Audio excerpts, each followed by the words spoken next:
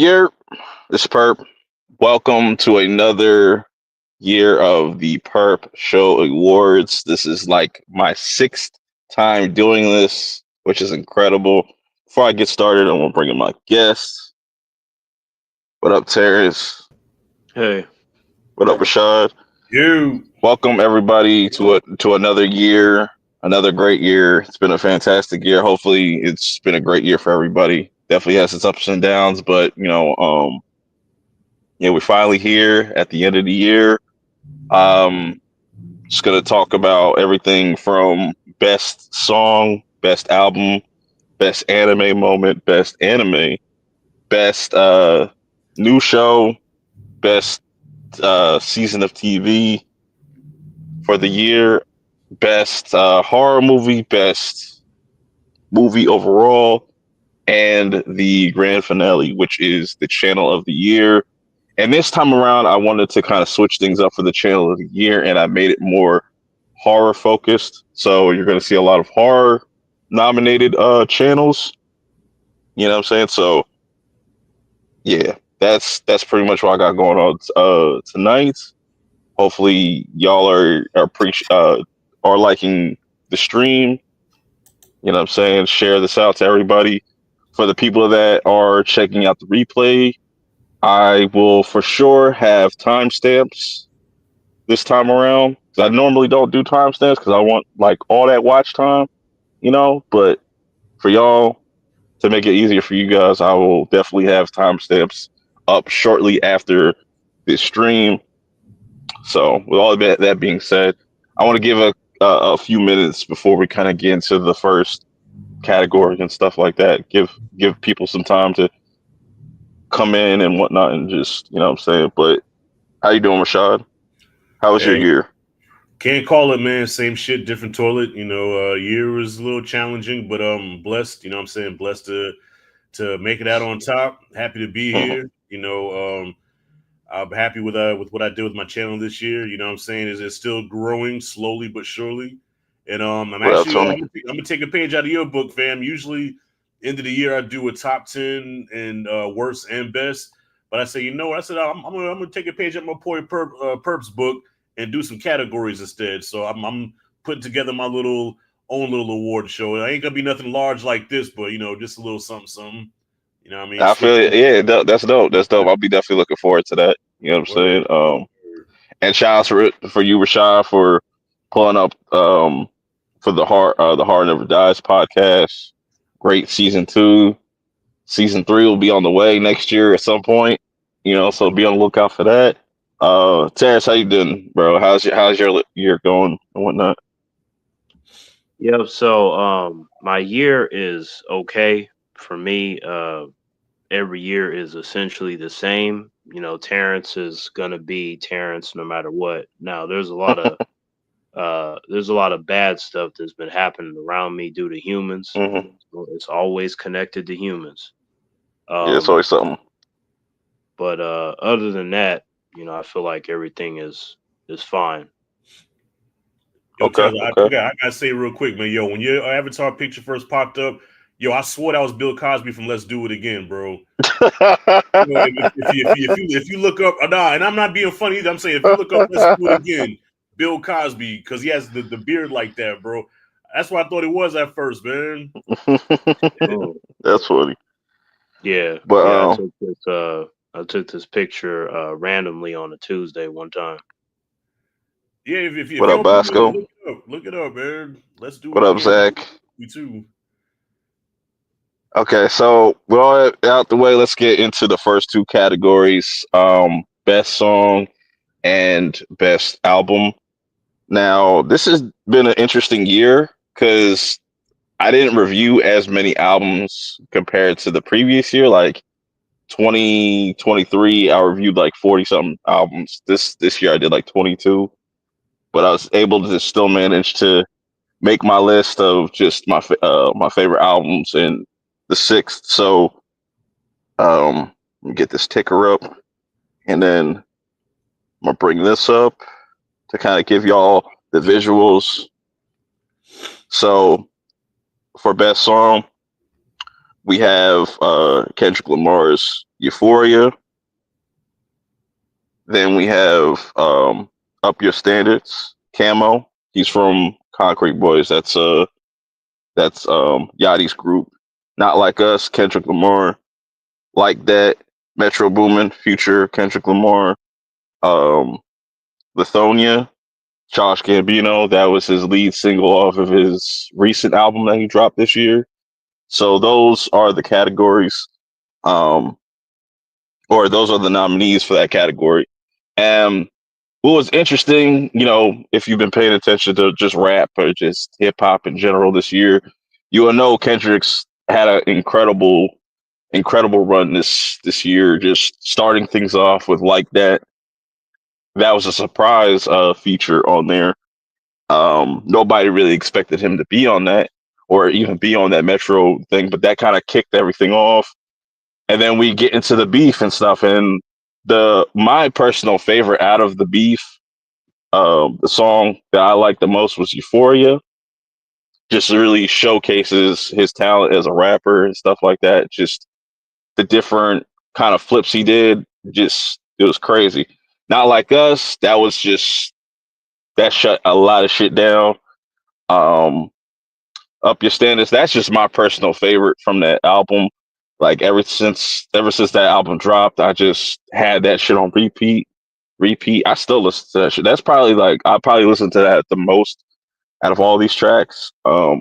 Like That was really cool. Like I said, it set things off in Lithonia, off of Childish Gambino's album is really dope. I like how simplistic it is, but also it has one of the not it not I would say probably the best music video to a track like that I've seen all year. Um, I'm not gonna spoil what's in that video, but it just kind of gives me that it just it's refreshing to see somebody actually give a fuck about a music video because nowadays a lot of people don't put in the effort in their music videos and stuff. But yeah, that's those are my six picks, and I will announce the winner. Or before I get into the winner, Rashad, is there any songs that kind of stuck out to you personally that you've been listening to, or you just not really tuned into any music? Yeah, I'm an old head, bro. Only songs I know is "Not Like Us" and "Euphoria," and I think Okay. that's only because you put me onto those songs. So I'm gonna have to go with the one I know, man. That's "Not Like Us." The song, the most played song this year. Probably one of the best hip hop diss tracks that we've had in a long time. So I'm gonna have to Yeah, go you with got that. a lawsuit out of it. I've never heard of that before. But Drake a little bitch for that, man. All them Drake fanboys, either you know what? Come on, man. How you gonna sue somebody over a rap beef? And take your ass back to Toronto, nigga. All right. With that being said, I think it's easy to say who's the winner here. Uh, Not Like Us, best song. I think it's pretty undeniable. Undeniable, just how big and just how widespread this song is, and like I even just brought up that it caused Drake to make a whole lawsuit because I guarantee you, if this shit went down, we would have heard nothing about a lawsuit. So it has probably nothing to do with label Mm-hmm. shit and all that, and you know what I'm saying. It's just he doesn't know how to take his loss. But the Nah. winner is Not Like Us. Hey. Let me bring this down.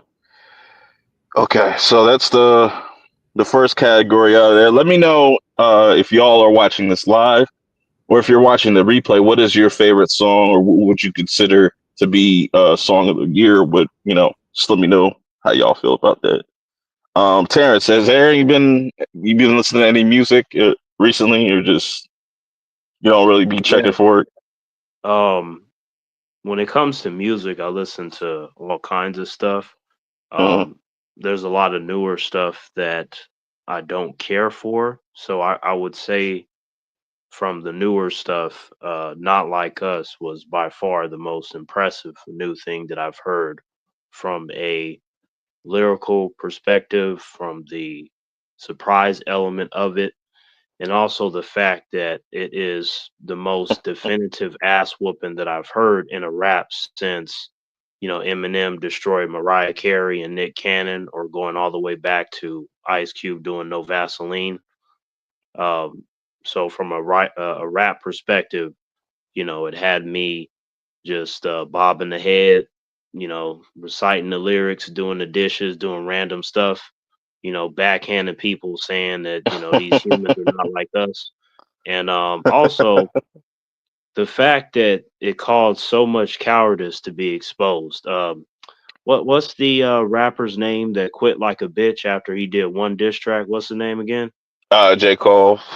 Yeah. He's fucking trash for that. Like I don't like cowardice. We're gonna So say we're gonna say we didn't gonna do too much for J. Cole. He can still spit his ass off, but like I'm with everybody. Just like that whole backing out of the battle shit. I feel like that's better than just a lawsuit though. Just saying like just owning up, saying like, you know what, never mind. But then doing a lawsuit, right. that's some Because even bigger hope shit. what J. Cole, when he dropped his diss, I'm like, okay, this is pretty good, but because of what he did, it just erases that. So I'm like, you a bitch, and then Drake is a bitch for a different reason. Like he got his ass beat so You bad, bitch for a different. like he got his ass beat so bad that he just hiding under the covers, turning down fans, and he's like, I know how I'm gonna beat Kendrick. I know how I'm gonna destroy him worse than anybody before. And we thinking he gonna drop a whole album or maybe one more song. But he just comes out of nowhere talking about like, I'm gonna sue him because there's no way that this is as popular as it is. I'm like, Drake, you're a bitch. So Right. it was one of those things where I went back and I was like, look, J. Cole, I know I called you a bitch because you are, but this dude over Because here, you are. this dude over here, Drake. Oh man, like you just, I Everybody's will crashing out. never, I Mhm. will never respect him like ever for doing some shit like that. And, and It it's just like breaks the everybody's trying code, to make man. excuses for him, like DJ Academics, like everybody making excuses for him just because they probably want like that interview, or just hoping that they have that collaboration with that person, or what I'm saying. It's just Well, it just it even just it more. just breaks the code. That's almost like getting into a fight at the sandbox, and then after you lose, you go home and tell your mom, and your mom comes to the park and checks the guy that beat you up. You a bitch ass forever for that. You never go home and tell your mom after you lose a fight. You know what I'm saying? You Right, take right. the L, you take the L and knuckle up the next day. You know what I mean? And I mean, how Yeah. many rappers that you seen like when 50 destroyed Ja Rule? I mean, say what you want about him. Ja Rule took his beating like a man. He took his L and you Same know, thing with Meek.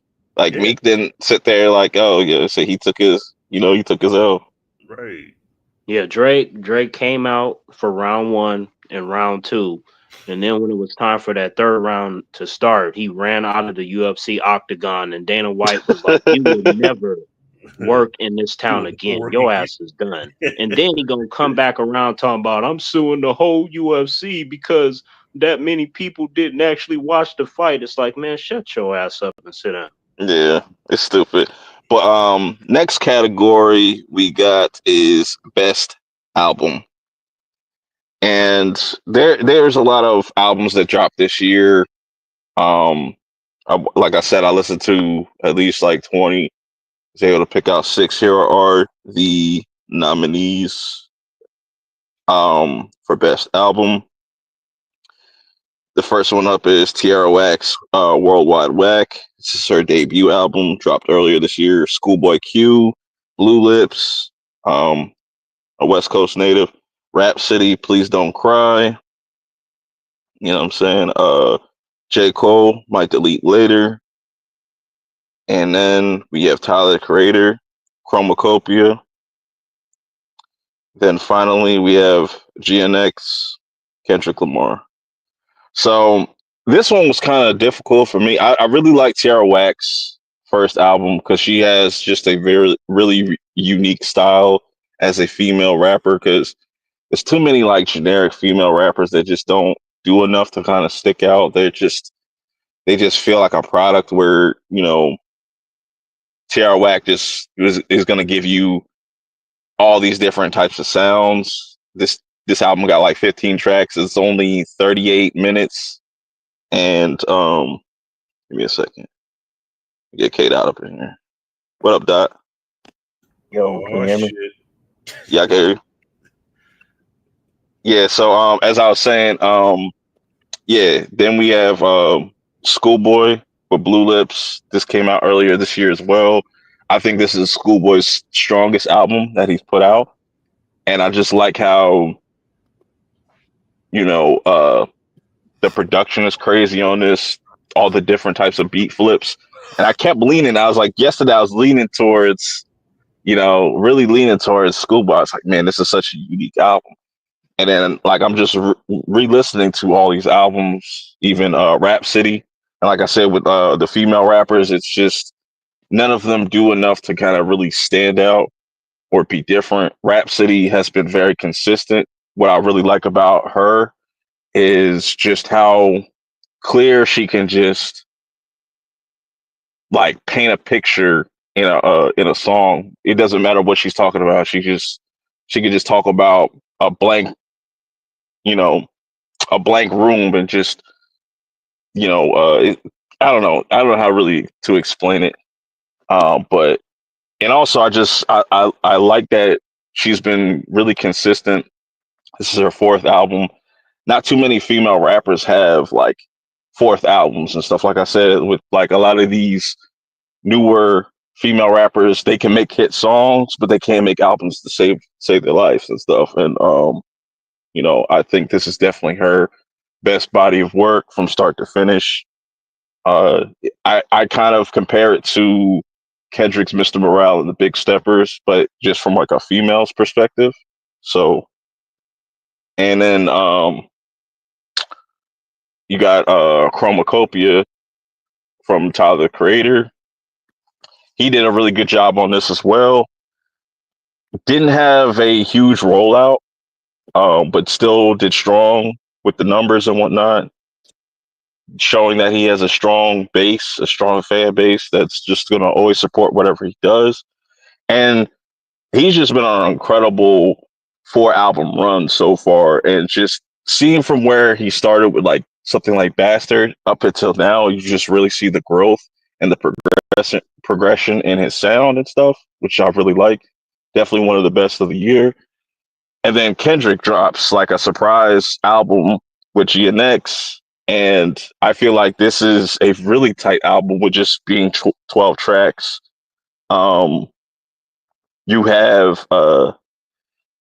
something for the club, you have something for the stadiums, you have the introspective tracks like Man in the Garden or Reincarnated or Gloria, and just with a really strong intro with whacked out murals that, just he's always gonna have people discussing certain things, whatever off the album and stuff. But out of all these, I would pick well, before I get into that, K Dot, what are some of the albums that you like this year that you've heard? I really didn't like any albums this year. I like songs this year. Albums, no. There's not one album this year that came out where I say, dang, this really like resonate and hit with me this year. Damn. Because I'll be honest, I don't really listen to a lot of albums in general. I do listen to them, but a lot of albums usually always have about 3 or 4 good songs, and the full track list is like 12. I don't know what you be listening to, bro. That's the problem with you young whippersnappers, man. Like, it's just y'all don't appreciate full bodies of work no more. You know what I'm saying? You just like playlists. No, I still listen to albums. But the thing is, a lot of albums in general just be having 3 or 4 good songs. The track list is long, and it's like, did you really need to make a whole album? You could have dropped these as little singles and stuff. Like, yeah, I can see that because like a lot of people they'll just overstuff this shit and just put like 30 tracks on there just for streaming and stuff like that. But like this year, it seems like the albums that I've listened to, they've been kind of. I mean, I did like Ski Mask album. I can say that I like Ski Mask album this year, but other than that, okay. Yeah. No albums I can say I really liked in total. Yeah, like for instance, like Tierra Whack, her album is 15 tracks, but it's only 38 minutes. So it has a perfect like runtime. Same thing with like GNX, it's only 12 tracks, it's like 45 minutes. The longest album on here is Rhapsody's album, Please Don't Cry. That's like an hour. It's like probably hour long, hour and 5 minutes maybe. Um, so like they're all kind of relatively like either an hour or less and stuff like that. But yeah, I can see that. Okay, big play. Big X, Okay, but I don't really like his album. I did like some of the songs from his recent album. I do like Big X. okay. So the winner is GNX. GNX has won album of the year. I would just have to give it to because it was tough for me because I was like, if Kendrick don't drop this year, then it's kind of like an easy win for the next person. But then it kind of just made me reevaluate and just listen to these albums over and over again. I was leaning towards Schoolboy like yesterday because I was like, damn, bro, this is such a good album. And I listened to Please Don't Cry again. I was like, damn, this is just a great full body of work that just has a theme, an overall theme, and all that stuff. But then like GNX just got everything that you would really need and has the most replay value. So GNX wins. Let me check this down. Okay, so Oh, what up, T Rashad? What's good, Hey, fam? man. how's your year been, Doc? It's been cool. I've been chilling. I've been cooling. Have not posted in a while. Just taking a break from content making. I'll be back next year, but I just want to take a break, just sit back and deal with real life. Yeah, I still been on Twitter and stuff, talking about shit, but content creating, I've been taking a break from. Even doing TikTok stuff, I even took a break from that. Right, But, right. not over nothing bad and stuff. It's just I just wanted to chill. Just need that recharge. Yeah, not Yeah, even a reset. recharge. It's not even a recharge. It's like I just want to chill. I just want to be a lazy for a little bit. Yeah. Yeah, I feel you. Just for a It's like little bit. just like a reset. Everybody needs like a reset or just like a good break off because you don't know what's gonna happen with TikTok if they're gonna be able to pause that shit or what I'm saying if it's just gonna go away. Because if it's gonna go away, you got to do a bunch of like moving around shit and it's a I lot was of about to say just that's gonna fuck up a lot of people money because a lot of people that's where most of the income comes from is TikTok. Yeah, somebody was saying like, yo, fucking once TikTok goes, like, a lot of these big TikTok creators are just gonna be disappearing because it's like YouTube's a whole other beast, man. Right. Well, now they have it to where YouTube Shorts are kind of like quick ways to get views now. So, but this is the thing: a lot of people on TikTok only make content that can fit within that short little time frame. That you just like Go, Vine. go ahead and keep talking. I gotta go check something real quick. Well, TikTok just like Vine. It's specific. Just quick little shorts. Make people laugh. Do what you need in a little short time, just like Vine. YouTube prioritizes more long form content, All right, back. longer videos and stuff. I don't think a But lot of you're right, though, TikTokers bro. are gonna make it. A lot of It was- TikTokers not gonna make it over here on YouTube. Maybe in shorts, but like I said, shorts don't compare to people making their long form videos. You can literally Right. only monetize each of your videos by it being more than 8 minutes. Yo, them shorts are Right. taking off though, man. Because my man Oh, no, Black they are. Tastic, that dude had 2K subscribers in August, and he just started putting out a lot of YouTube shorts. That motherfucker up to 30K now, man. That's And what's up. in the span of like 3, and at first I was hating, bro. I was like, bro, how the hell? I'm like, did you buy these subscribers or something? He's like, nah.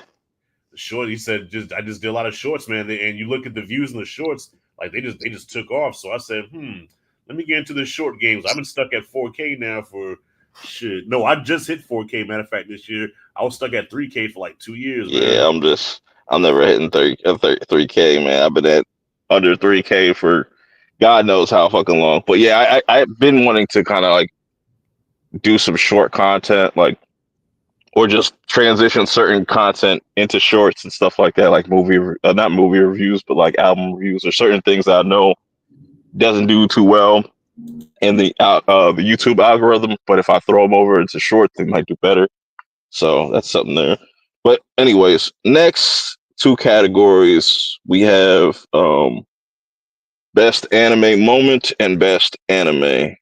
So let's get this banner up. And now let me show you. Okay, let me get this Oh, thing you better going. have Kaiju number 8 up there, Purp. You better. I'll keep my mouth shut. You might. I'll keep my mouth shut. So these are the nominees for best anime moments: Sakura versus Togame. This is from Windbreakers. Kobe's honesty impact from One Piece. Then we have Sung Jin Woo versus Igris from Solo Leveling. Then Garp's Galaxy Impact from One Piece. And then we have Silky Acrobat Silky from Don to Don's backstory. They have weird fucking names. Shunsui's Bankai reveal. So those are the nominations for best anime moments. And there's been a lot of really dope new anime that has come out this year, mixed with like the legacy stuff, and it's just been high quality, high quality. Like it's just been very consistent. 2023 has been really dope. That was a dope year, and it just continues into this year. Um, but to get into the winner of this, I I give it to Acrobatic Silky. Talk about one of the most tragic backstories. Like everybody done like just so you know, like they're the villains and stuff like that. They all have weird fucking names, like Turbo Granny and stuff like that. They all have wacky fucking names. But this backstory was fucking insane, very emotional. Definitely will probably make you cry. But it just goes to show you, as silly as Dan to Dan could be, like when it gets serious or when they want to tell you a serious backstory, like they do that shit in spades and stuff. So best anime moment goes to Acrobatic Silky. So with that being out the way, Dot, what are what's some of the animes that you've been watching this year? Uh, Definitely Kaiju number 8. Watching Dragon Ball Diamond right now. And I am enjoying it. Um, I fell off. a lot of isekais this year. One in particular I did watch was uh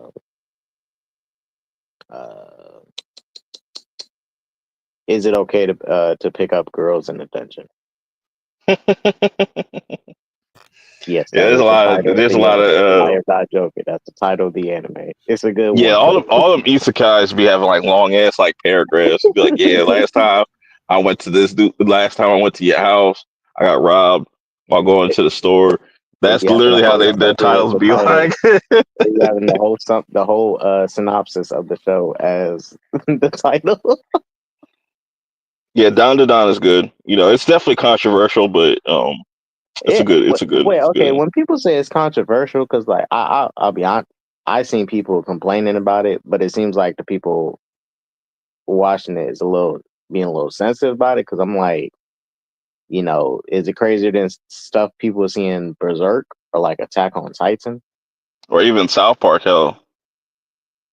Because I mean, I'm about to start watching it, but the stuff people saying is like crazy. Because I seen some people complain about some like sexual assault in it, and I was like, I mean, okay, you know, I seen crazier animes with weird stuff in it. Yeah, it's not I don't think it's that crazy, but like it's definitely not gonna be for everybody. But you know, I like it because the art style is crazy. The premise is really unique, and it has a really cool coming of age and like love story and stuff like that. So yeah, I'll start watching it tonight. Man. Sounds good. we're so then next we got best anime. Let me get this banner up. Shit. And I'm gonna get this graphic up real fast. So best anime category got 6 of them things. Got Terminator Zero that came out on Netflix earlier this year in the summer. Solo Leveling that came out at the beginning of the year. I think it did. Yeah.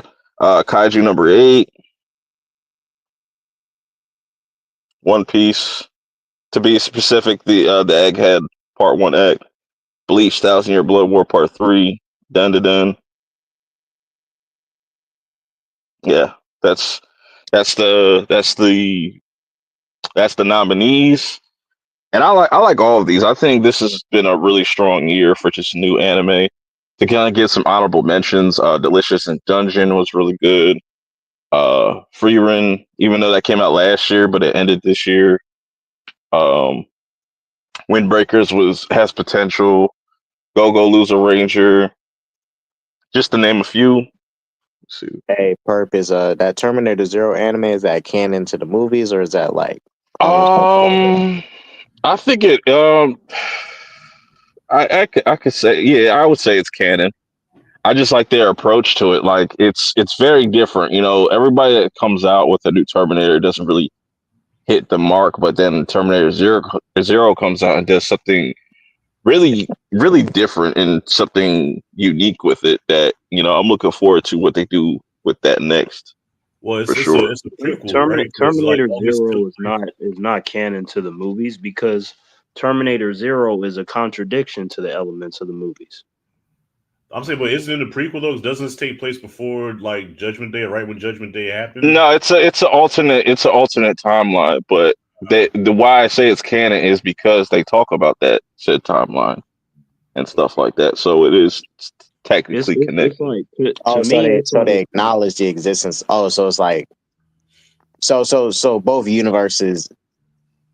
Yeah, they exist. It exists. Okay, so but at the same time, like even if you look at Terminator: The Sarah Connor Chronicles, where they mention elements of the movie, that's not canon. Yeah, because Sarah Connor I still Chronicles. gotta finish the anime though. That shit the first episode gave me nightmares, man. That was some I can say this. It's crazy. It's really James Cameron isn't involved. It's not canon. No, it's not canon. Just like he said, the show is not canon. Like the Terminator mythos, if it doesn't come from him, then it's not really canon because it's outside of his ideals. That's fair enough, but I would just say just how they were describing it, it makes sense that it does fit in with the actual story. It's just a different timeline. Right. Yeah. No. It's good. I just you finished it?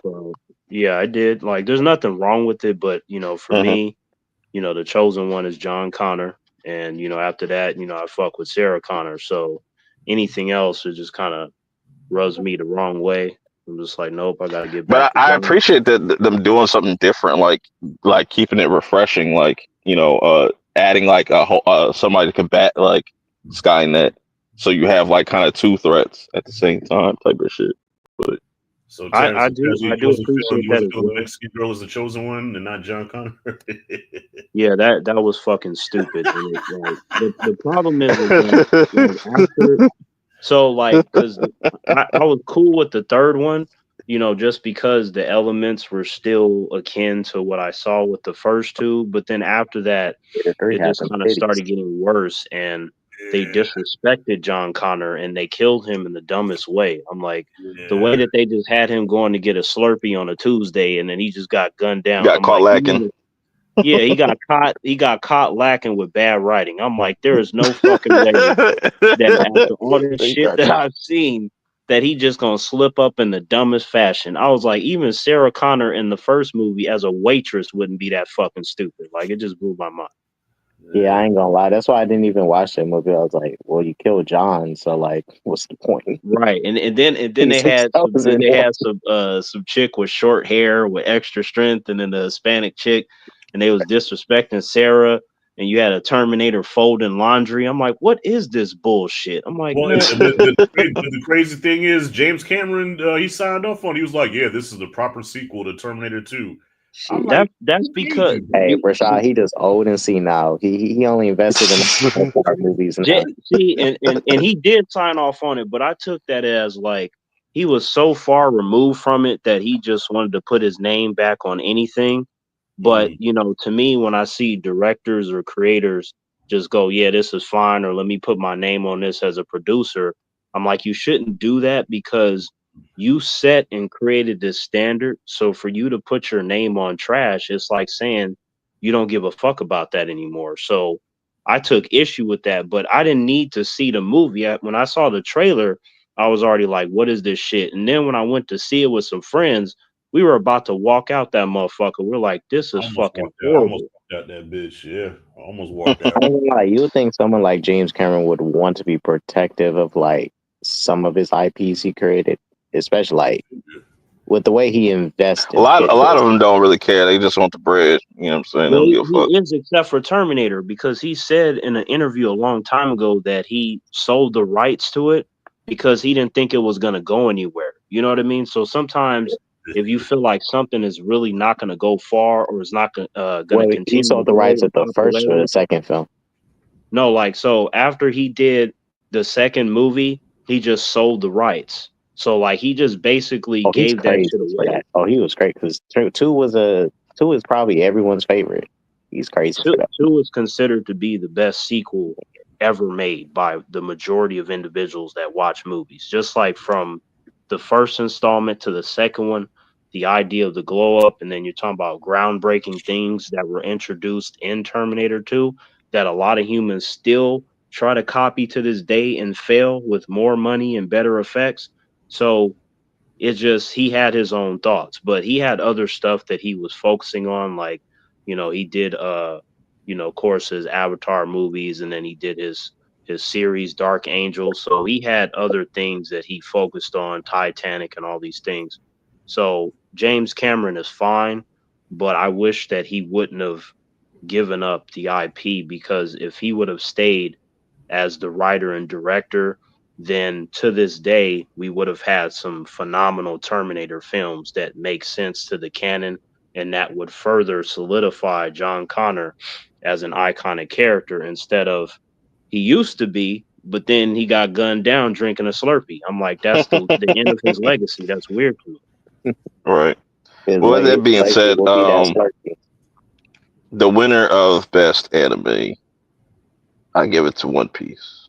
Egghead Part One, simply for consistency, just consistently animating for because right now they're on break, but they started back in January, kicking off the Egghead arc, which is the first arc to the final saga. Just to be animating for like 10 months straight, that's insane, especially just in that realm, but just how everybody has shitty production schedules and stuff like that. I gotta give it to One Piece. Now they gotta land a plane when they come back, but we'll see where it goes. But I'll definitely give it to One Piece. Purp, I have a question about One Piece. Yeah. Yep. Is there any news on when the final episode is gonna drop? You're not gonna get that for a minute, but you probably get the I final think, chapter of the manga before you get yeah, the end of the anime. I'm only asking because I want to know, because then I want to pay attention to the reaction of the fans, like if they're gonna be just jumping through the flowers because they're rejoicing, like, oh man, it had a great final episode, or if the world as we know it will collapse because they ruined everything. It would be interesting, but it's definitely going to be one of the biggest. Like that's going to be a huge moment. That's going to be a viral moment for sure. Like the last episode of One Piece or the last chapter. So the last chapter of One Piece will be out before, like a year out before, whatever the final episode is. But what up, BG? What up? What up? I thought I heard some Terminator Zero slander. I had to come in and ensure that ain't what I heard. I thought I heard it. I don't know. Hey, well, I wasn't slanted. I said the shit gave me nightmares, so that's a compliment. It kind of frightened me a little bit. That T800, that was like me and Purp was talking about it when it came out. it had a lot of horror elements to it. It was almost like a horror, almost like a slasher. Yeah. Now see that Terminator Zero series. I was like, now that shit, because humans keep saying, oh, it's giving me nightmares and stuff. I'm like, yeah, because compare that to how they did in the movies.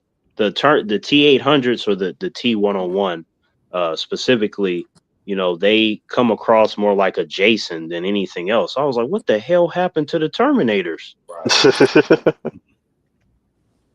Yeah, man. So you know what I'm saying? Got through the best songs, best albums, best anime moments, best anime. Now it's on to the best new show. Get this up.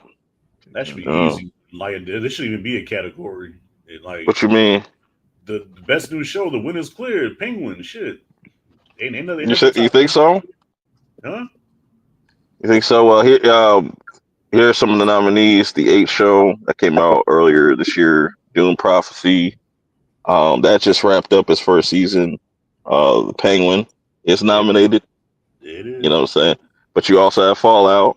Fallout was really, you know what I'm saying? And then you got Baby Reindeer. Baby Reindeer is a fucking wild ass show.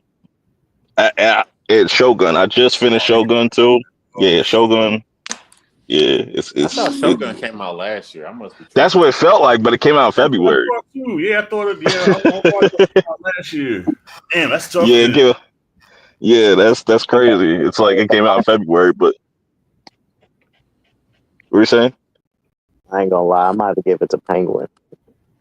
Think so? Yeah, it's between it's Penguin and Superman and Lois Me and Fallout, but I got Penguin for sure. It's between Penguin and A Show for me. I was thinking that I was like, yo, 8 show was really fucking good, man. Like that's a sleeper. That's a sleeper for sure. Because just that whole premise of just like it's similar to like Squid Games, but it's not like a death game per se. It's just like you stay in the game. Like the more money the longer you stay in the game, the more money you make. But it depends on what level you're at. Like there's 8 levels, and if you're at like level 8, you're pretty much rich. A spoiler though. That's kind of a spoiler right there. I mean, it's not, but it is. Yeah, there's more to it. I'll stop there. I'll stop there.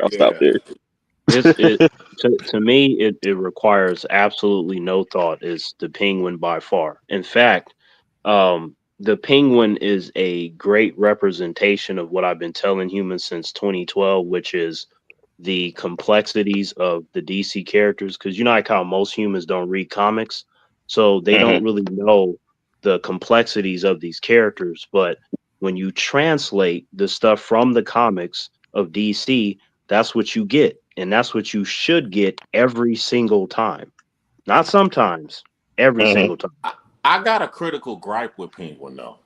And it kind of falls on the director and the writer as far as how they portray Sophia's character in the last 2 episodes. She went from being this very badass, independent, great character arc, co-villain or antagonist, if you will, to being a plot device for facilitating Penguin's storyline with his mother, and then she becomes a plot device at the end to get him connected with the political structure. So her character completely fell off. And for her to be featured so prominently for the entire series, and for her to have such a great character, I was absolutely in love with her. But for her to just completely fall off into being a plot device kind of left a little bit of a bad taste in my mouth, which took the Penguin from like an A+ show to like an A- B+ show for me. Damn, sounds like what they did to Bane in Dark Knight Rises. Similar to that. Yes, similar. But even similar. I would not say that's similar to that. That's going too far. That's ridiculous. That's what I thought of when he said that. But man. no, but that's what happened with Bane. I rewatched Dark Knight Rising recently, and like I was 3/4 through the movie, and I'm like, this is a fantastic movie. I'm like, this is a great movie. And then I rewatched the last 25% of it, and I was like, oh, that's why this movie kind of leaves a bad taste in my mouth because of that Bane shit. And a similar thing happened with Sophia, in my opinion. I don't have an issue with the Bane aspect. I'm just saying that like Sophia's fall from grace, so to speak, is not a fall from grace. I'm like, she did exactly what she's supposed to do because in the comics she's always a background character anyway. But she's just a psychotic background character where sometimes she's going to be in the forefront doing things for her father. Sometimes she's just the chick bringing in the cake, you know, like, hey, how you doing? Dad, remember me, your daughter? You know, she'd be in the background plotting her little stuff. So they went back and forth on all those elements. I'm like, if anything, I thought she was just going to be there a few episodes, just mainly in the background, and then she just sort of fades away. But since they pushed her to the forefront, I'm like, that's good because she does have her moments where she's in the forefront too. But there is no reason at all that the Penguin should not have better scenes than her as a character overall because he's a top tier Batman villain. Fair. But anyways, the winner of Best New Show goes to Shogun. What? Oh god. Yes. That's a yeah. shocker. You Shogun over Penguin? Yes, and like I said, these to me are all like phenomenal shows, especially like Penguin and Shogun. I would say those for me are like really good shows. But then when I finished Shogun, I was just like the scale and just the set design and just the performances and this shit it's incredible. It's incredible. I'll give you this, Purp. So the scale of Shogun, right, is definitely larger than the Penguin. And then from an acting standpoint, I feel like they're equal. So I'm not exactly mad at that. I do like Hiroyuki Sanada as an actor. He was the only reason that I even just looked at Shogun, just simply because of him. But obviously, between the two, I'm gonna prefer Penguin being a DC fan. Mm-hmm. Yeah, I just like the whole samurai, that old Japan kind of. I think they really killed that shit, and just where it goes, I was just locked the fuck in, and just really like that story. And that doesn't take nothing away from the chop on there. That's what it is. Yeah, that too. Yeah. Mariko is, she bad, but like, nah, it's just like a really good story, and I can see why they want to do a season 2 and 3 and stuff like that. So it definitely sets it up for that. They're trying to milk the crap out of that. Like, I wonder if the quality is going to diminish. But I guess I should mention, Perp, that a show that's surprising that you have on here in terms of its quality is Dune Prophecy, right? Like, it's funny because I've been saying for years, like, that us guys, we don't mind if there are female characters as long as they're well written. Well, Dune Prophecy is full of a lot of great female characters. I was like, holy shit. So this is what it looks like when you have competent writers that put characters and storytelling first. Right.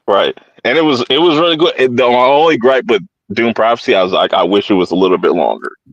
Me too. Like six episodes. Even though that 6th episode was pretty much a movie. It was like an hour and 30 minutes and shit. But right. Same. But I didn't know it was gonna be that good though, so that's why. Yeah. Herb, I will say this. I think they did release Doom Prophecy too close to the end of Penguin. Because they didn't.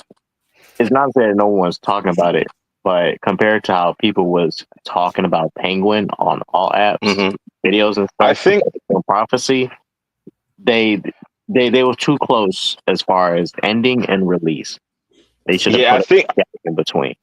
I think their thought of it is like, all right, we want to keep this kind of string of shows going along. So once Penguin ends, we pick up with Dune, and then once Dune ends, we got Creature Commandos, and then whatever comes after Creature Commandos and stuff like that. Right, and but the thing is that a lot of humans, they didn't expect Dune Prophecy to be good. That's number one. So it really surprised a lot of individuals with its quality and its care. Again, based with the female characters, because I was like, this is short, but I was like, this is probably a good thing because it might be trash. But then when I saw how good it was, I'm like, man, they should have made this longer and they should have promoted it more. But I think that someone over there, they understand the sensitivity and the intolerance of trash. So they really wanted to make sure, like, all right, like we have to have this word of mouth. But the difference between that and the Penguin is that the Penguin has a lot of just jaw dropping, oh crap, we got to talk about this moment. So that's what the That's true. Penguin has over Dune Prophecy. Yeah, That's and true. it came down. It came down to three. It came down to Shogun, Penguin, and the Eight Show. Because the Eight Show, I was like, yo, this shit is so fucking like it's original compared to all the different all the other categories and nominees and stuff in the category. Well, Um, I watched Summer Shogun. Not to cut you off, per, yeah, but I watched Summer Shogun. I watched A Show, and I watched Penguin. And if we have to focus on one area, the performances in Penguin were out of this freaking world. From Colin to the actor who played Sophia to the actor who played the Penguin's mom. Like Yep. yeah. the performances were incredible on that show. Yeah. Yeah. That's what I said, and that's what I said. Like, I wouldn't be mad if somebody said if they pick Penguin over Shogun because I think those are the two best shows. Period. Like that came out this year. Damn, and that ending. Can't look. I know the Batman Part 2 will probably never come out because it's been delayed Right. to like 2089. But at the same time, I know he's not going to be the main villain focus. But if we can have at least a 2-minute scene of Batman whooping his ass, You know what I just thought about now. I think they delayed it, and I think we're gonna get that Penguin season 2. Before the Batman 2? Yeah, That what happened? I don't know if I like that. That's not just a good. to kind of. You know what? Okay, it's not so much I'm against the Penguin season 2, but it's just that the Batman is the part 1 is so old now that you need to hurry that up. You can always do the Penguin season 2 after the Batman part 2. Mm-hmm. So, yeah. yeah. Even though, Yeah, like, I'm it's not just a like prequel. 2 year wait. It's not like too. It sucks, but at the same time, I don't want them to rush the shit. At the same We time, already waited But a look year at when though. the Batman came out, though. That's like a long time ago now. yeah, the Batman was supposed to come out in 2021, June of 2021. So what's the problem? What's the issue? What's the holdup? He just getting the script right. Okay, so James Gunn has called that man a liar, Matt Reeves, many times in terms of him saying things in relation to the movie that's not quite true in terms of villains and where he is with the script. What it is that James Gunn is likely considering canceling that because he has his own Batman coming out. And at this point, even though I wanted to see the Batman Part 2 and all this other stuff, I'm like, if I were in James' position, I would just cancel it. That Just like that wouldn't be smart because then you're going to kill off the people that were hyped for that were excited about the Penguin and stuff like that just to go and cancel it. You'd be putting yourself in a Marvel position right there. You already but have the thing is that humans already knew that it was coming to an end. It's just like with Superman and Lois. Like the moment that he announced that he's doing a Superman movie, I'm like, Superman and Lois is about to but be canceled. he's also said like he doesn't mind having two Batmans like going on at the same time. This It's like is true. But he said that he wants to be different from what happened before. The problem before is that there was too much division because you have many interpretations of the same character. If you are saying that you're going to be different, that means there should only be one, not 2, 3, and 4. So, but I wouldn't want to kill it off now. Just let Reeves do part 1 and part 3 and then keep it moving. You know what I'm saying? You could still do your Batman. And they're gonna look completely different. So I don't see people getting confused. You know what I'm saying? Like, well, I but mean, I think it would be a bad idea for them to cancel it. I don't think he's gonna at cancel this it. Just the point, I first don't one think made too much anybody money. would be surprised by it. They keep moving the dates, and now it's to 2027 when it was supposed to come out this year, and then it was supposed to come out next year. So they keep moving around, and when that happens, a lot of humans are smart enough to understand like a cancellation is at foot.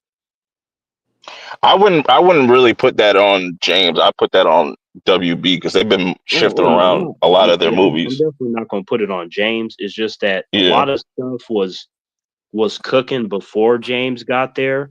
And when James got there, he was trying to organize everything. I want the cartoons to be connected. Anybody that did the voices, they're gonna play the characters in live action. Oh, I'm like, I like that, a sense of structure. also, it's very possible that that's just the placeholder date and it can move up. Like they can move it back into like March of 2027, which I feel like that's a sweet spot for Warner Brothers. If I see another article and it says the Batman Part 2 now coming 2029, I'm like, just say that Bro, it's that canceled. shit is not coming out, bro. That shit, Robert Just, Pattinson be it's just, not 50 coming years out, old, still bro. playing young Batman. We gonna get Blade before we get that fucking Batman. Nah, that is hilarious because I'm also like, we never get Blade, so that'd be funny as hell if Blade come out before the Batman Part 2. I'm like, man, I'm in the camp. I'm just gonna be patient, bro. I'm just gonna what I'm saying. I don't want no rush movie. We're gonna get it. We're gonna get it. It's gonna come when it comes. You know what I'm saying? It is what it is. as It long, sucks as that I'll it's long as say they delayed. I'll say this as Batman far gets as Shazam the versus Superman. Shit. Oh, far as the Batman stuff goes. I will say this right. As quick as I do want the sequel, I'm willing to wait. I'm willing to wait mainly because of this simple fact. Batman, when it comes to DC, always, even if he might, he always gets catered to. He's just like Spider-Man. So a Batman right. film getting delayed does not bother me. I got a Superman movie coming 2025, Peacemaker, The Lantern Show comes out 2026. Man, freak And Batman. There's they got other DC Supergirl too, so they characters. probably just don't. they're, They Yeah, other DC characters are getting prioritized right now, and Batman can wait. For me, Batman can wait. and, there's a difference between being delayed and bullshitting. They're bullshitting right now. They not getting nothing done. I don't necessarily think that because like I think they really Yeah, as one much as probably I as want to much as I space. want to say that they might be, I can't say for this case because we had that writer strike in 2023. Because the Batman came out 2022, writer strike happened 2023. Another delay that for Matt because he couldn't literally write during that time. If he was writing, that goes against whatever union he's a part of. So he was also disrespecting other writers I, by trying to write if he was. I would just say I think they're just trying to space all these movies out. You know what I'm saying? I don't think they want to do the Marvel thing and drop like 6 movies in 1 year type shit. You got Supergirl, you got Superman coming out They next don't year. have to do it. You got Supergirl in 2026 and Clayface, and then you got Batman in 2027. See, I will, I will say this. and I'll that's say this for the Batman Part 2 stuff. If anything, and most studios should do this, don't put any more dates if your script isn't ready. Because when they put a date right, you That's what also Zan's put been doing. no, but that's the thing. When they put a date, and I'm talking in general, they put a Hmm. time limit on the script. And sometimes certain script writers need time. Some movie scripts need time. And when they put a date on it, that means, oh, I got to write it this quick and it's going to be sloppy. It's going to be sloppy because they got to write it by a certain time. if you have Like to tell a movie studio that is sad. Like for you to keep saying it's coming out, the script is done, the script is almost done. I'm like, how about you shut up until you have something done? Right, Because wait until the script is done and becoming a then problem. tell us. Because Right. look, because I ain't gonna lie, I do understand why some people are frustrated because it's like, if at the end of the day, just wait until the script is done and then give us a date.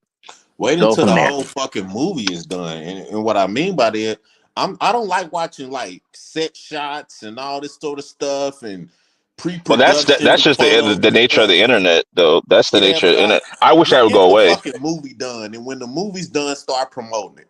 I don't need no Exactly. 2.5 year announcement that y'all did the cast. I don't need all that, yo. Get the movie done, and within a year or 18 months to it being released, start promoting it. Like, forget all this Fact. putting dates and stuff, and then pushing back, and forget all that. I don't need to be a part of the pre-production process. Right, facts. Yeah.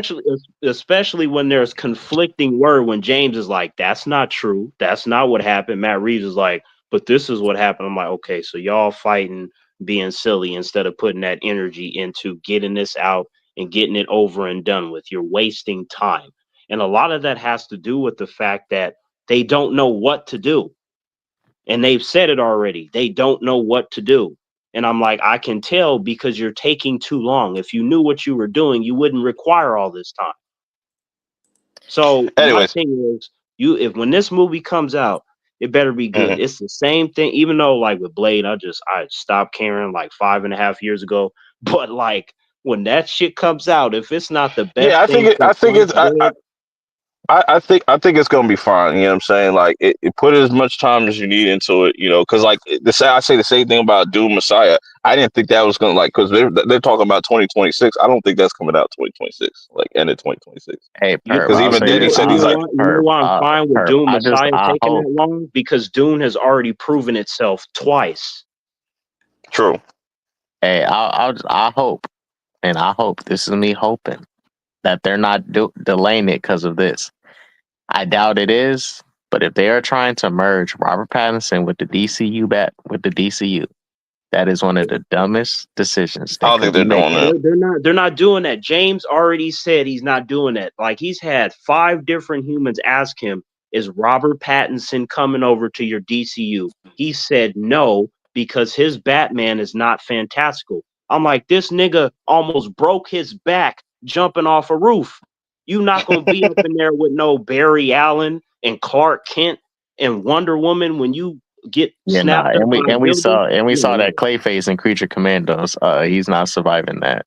No, he's You He's too not know, big. surviving that yeah, Clayface. he got fucked up. But anyways, let's get back to the show. He's Clayface a menace. Next category, you got the best season of TV. This is the one of my favorite categories right here. So let's get this up. Do best season of TV. You know what I'm saying? We got Blood of Zeus season 2. Then we got Sweet Tooth's final season. Underrated show. Underrated DC show from season 3. We got The Bear season 3.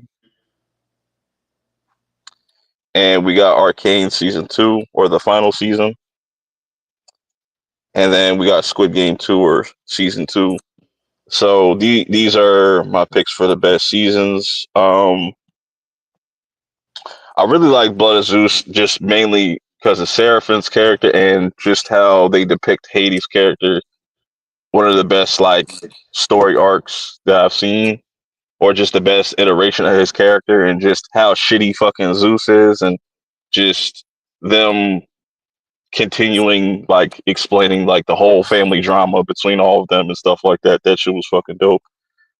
Squid Game 2 is very divisive right now. I think it's just because it just came out, so you know you're gonna have some mixed feelings about it. But I feel like it was a really tight season. I'm glad that they shot both season 2 and 3 back to back, so we don't gotta wait. We don't have to wait that long and stuff for the final season that's coming out sometime next year. They said probably the summertime or maybe the fall. So looking forward to that. Arcane just finished that. I'm not gonna spoil nothing about season 2, but man, season 2 crazy. So, From Why season does that 3 dude is from crazy. why does that dude from look like he looks like the actor playing Perry White in the new Superman movie? He was in The Wire. You know what I'm talking about? That is I not the don't, same actor, but I see what You you're talking talking about. no, you who did he talking play about in Yeah, The they, Wire? The I, Wire? like I was like, is that his son or Mm. something? They literally look just alike. Who he you played in talking The about the Wire? shit? Oh Shit. yeah, No. of He's course. No, you no, talking not about him, Bunk, not right? him. The Come on, Bunk. bump, yeah, Bunk. bump. Okay, yeah, Bunk. Okay, yeah, the cop, the other cop. Mm-hmm. Okay, the black cop, basically. He looked just like Who him. did I thought Squid they were Game knock related. out? I had a comment on Squid Games though. But I haven't watched season 2, but I was thinking today, Netflix does a good job with a lot of shows, but these like big Netflix shows like Stranger Things, Squid Games, They got that releasing them Wednesday, weekly. they do one good season, but they never really follow up too good. Like Stranger Things season 1 is arguably still the best season. The first season of Wednesday was really good. The first season of Squid Games was good, but they don't have a habit of following up with their biggest hits with another big hit season. That That's not true because with Stranger Things, number one, that shows a global phenomenon. Number two, season 4 broke records on that platform and got humans to watch the other seasons either for the first time or to rewatch them to prepare for season 4. And then like even when I did a poll on my channel of the best season of Stranger Things, thousands of humans voted and season 4 won by far. Yeah, season 4 was excellent, but that for one, they like tripled the production. They turned it into like a whole theatrical I mean, the experience for one. production's always gone up though, like for each season. Yeah, Yeah, but what they did with absolutely. Stranger Things season 4, they really turned it Hmm. up. And I'm a big fan of Stranger Things season 4. But that's kind of my point. Even with season 4 being so great, it's the fourth I, season, and arguably season 1 is as good. I Yeah, would say sure, to sure. that with the Squid Game thing, I was just like Squid Game is arguably the biggest show. Period. Like as far as how many people seen it, the season 2 was never going to reach that same height. So people are already gonna kind of go in with like mixed reactions. People are gonna like either hate watch it or be disappointed with certain things or be disappointed it's Disappointed. only 7 episodes. But Damn. it's I I think it does what you would want a sequel or a second season to do. It ups the ante. It changes the rules. The games aren't the same. You know what I'm saying? You mhm, got new mhm. characters, new Yep. motivations. And also, can we get an award for the dude that plays the front man? Oh Because yeah, he's fucking crazy. when it comes to TV villains and a lot of the movie villains, he crushes the shit out of them in his sleep. Hell, Like, him, the front man and the recruiter. The recruiter is a piece right. of shit. Yo, the That dude recruiter is is amazing. I thought the recruiter was good in season 1, but again, it's the acting. I'm like, man, these Korean actors are better than the majority of American actors I be watching on a daily basis. I'm like, let me log down everything I can so I can follow them in whatever they do. Like their ability to convey emotions and make you feel unease and make you feel terrified. I'm like, yeah, they got that. These Asian actors got that shit on lock. Period. yeah. I really liked season 2, and I'm about to rewatch it again. Um, but yeah, it's always going to be hard to even get that crowd back. It's not even just Netflix. It's just everybody's gonna have that issue. You know what I'm saying? As far as like season twos go, like even from all the stuff that they had to go through, like changing brands and stuff, changing studios, going from Epics to MGM Plus. Like I'm surprised that it's gotten so popular now with season 3 and stuff like that. But I was kind of worried about with season So 2, not let for the me ask you story. this. Let me ask this. Do you But anticipate Wednesday having a better season 2 than season 1? um, I think so. I'm also going to keep my expectations in check, But you know, because I mean, okay, so I am very certain that Wednesday season 2 is going to be entertaining. Like season 1 was mhm, good, but because of the way the Adams family characters work, I feel like they have a certain kind of standard and you have expectations. So all you have to do is really carry that out. It's not really complex. mhm. So the only The, thing that it really needs to do is just be entertaining. And I feel like nobody is gonna really, yeah. doubt the Now, fact that it's gonna bring the entertainment. like with One Piece season 2, that has a lot more to prove. Like every scale. Like if that shit fucks up, then they're probably gonna, what I'm saying, that's gonna be a huge so that's going to be their biggest, obstacle. Like out of anything that Netflix has put out, is to get season 2 of that right. I guess the basis of my point with that season 2 Netflix thing is that a lot of the times the popularity of their shows, their biggest hit shows, are not because of quality. Sometimes their big shows go viral based off some sort of like momentum that the show gets. Maybe it's different, maybe it struck a particular cultural vein or something, but it's not really an exercise in quality. So it kind of reminds me of Bird Box. Like Bird Box was like this huge thing, but the movie really wasn't that good. It was okay, but it wasn't no big things. So Mhm. it's just funny when they try to follow up these I big hits I with think that sequels in 6 seconds. I And would it's say just like, that's what? I would say that's just like the nature of things, how shit is nowadays. Like things just will get overhyped, or you know what I'm saying. And when when you're not a part of that hype, and then you go watch it, it might not just meet your expectations because But you went into it's it with. it's important to look at it from different angles because that's a great point. But the thing is that when it comes to your shows or your movies, you can't control the response, right? So if you have, say, something of quality and nobody gives a fuck, then you failed. As opposed to if you say you have some mediocre or bad, but then everybody likes a character or a moment or something, you did what Mhm. you were supposed to do. Like there are individuals that would take out members of their family to get the hype of like a Stranger Things or a Squid Game. They wish they can have that shit, but That's they true. don't most of the time, right?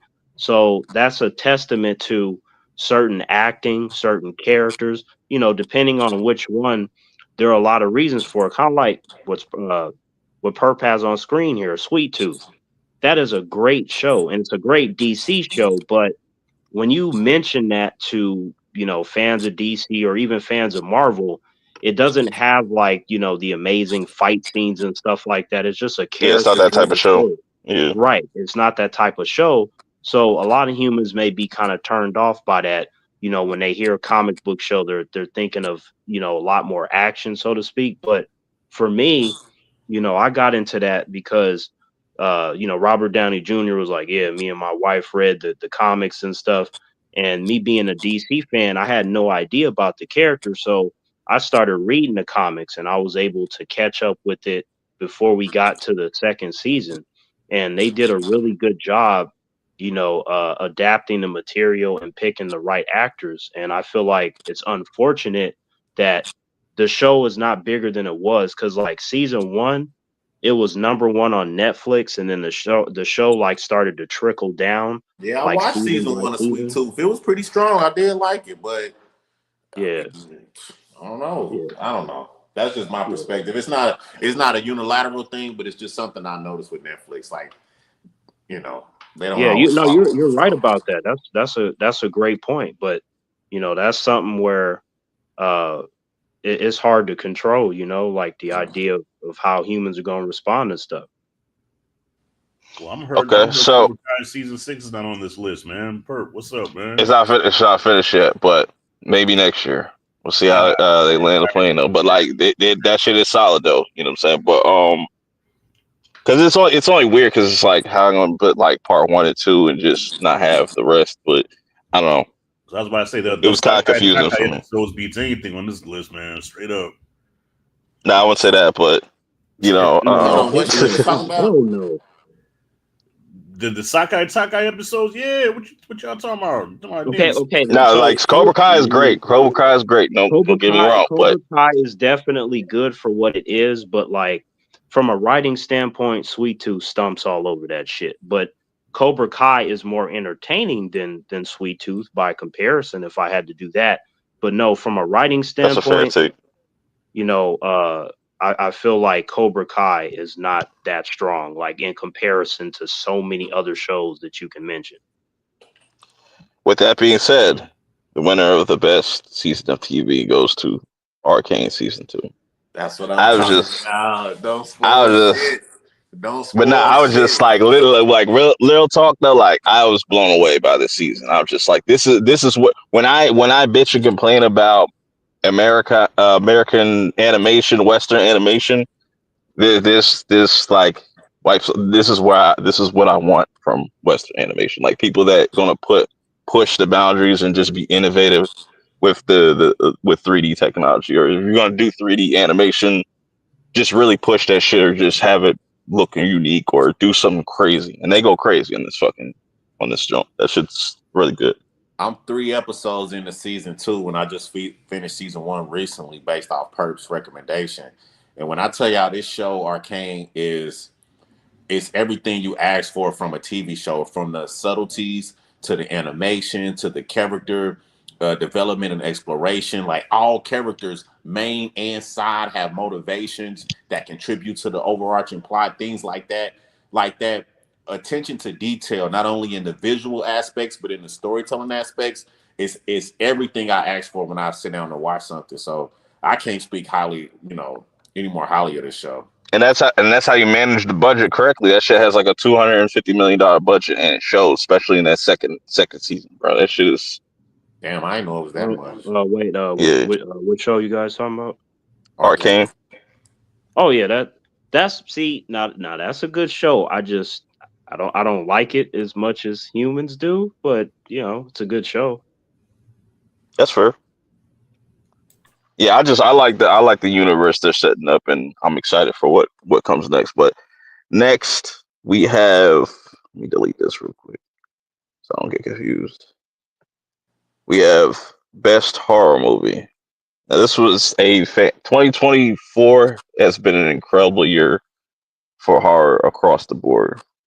Just amazing. Just a lot of different variety of just slashers, possession movies, body horror, you name it. Just original legacy stuff and just a mixture of everything. Just fantastic.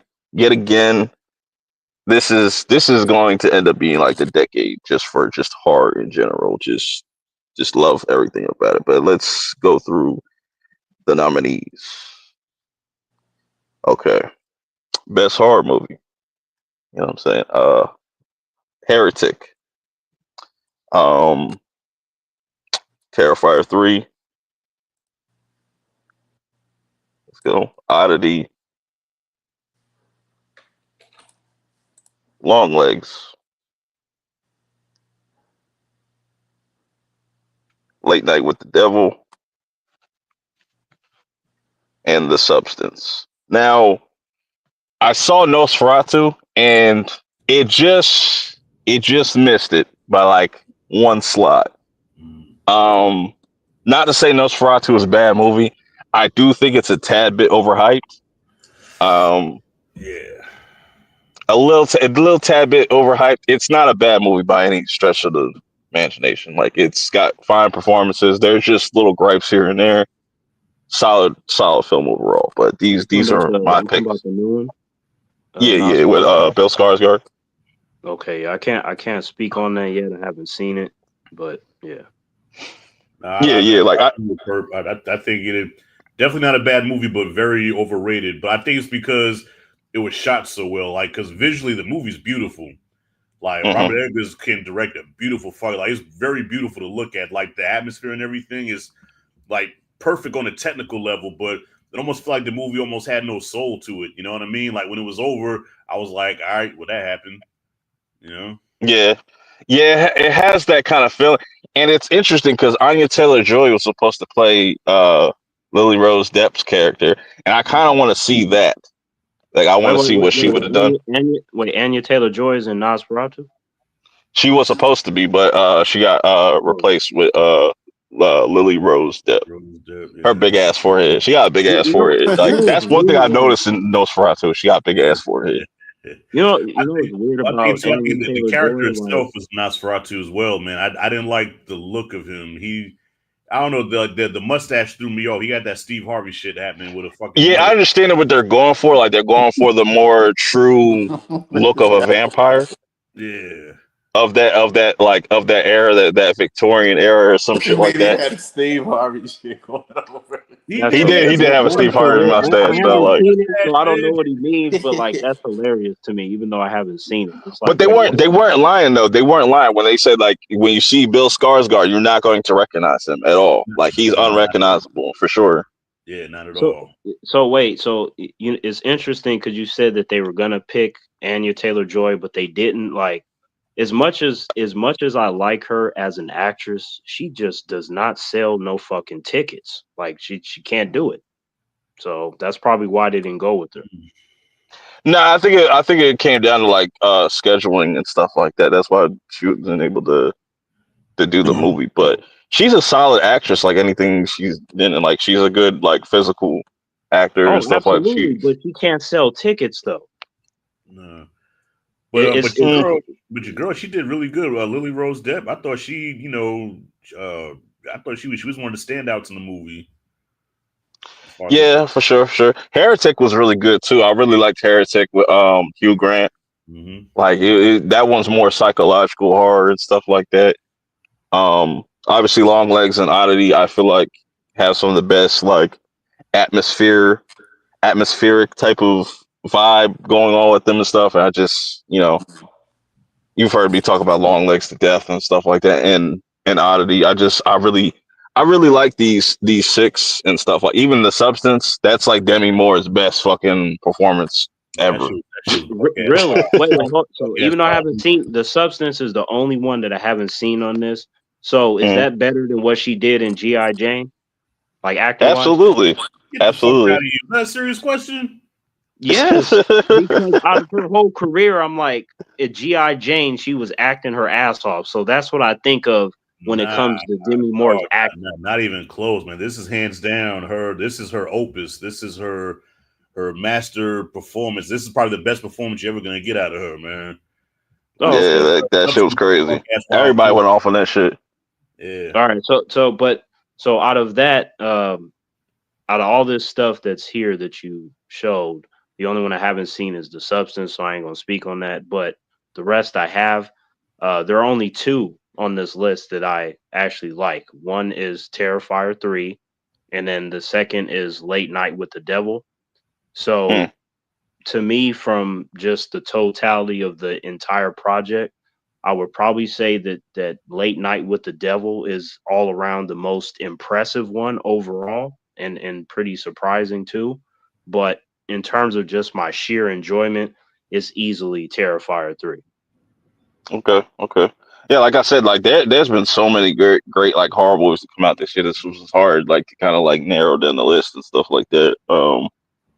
Because some honorable mentions, Mads, that one shot horror movie that Shudder made not too long ago. That was really good.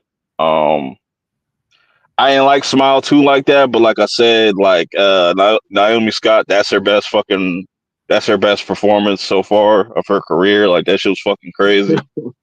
Um So, yeah, there's just a lot of like I just recently watched this one horror movie called Bloody Axe Wound. Be on the lookout on that. That's not coming out on the Shudder until like March, but it's out in theaters right now.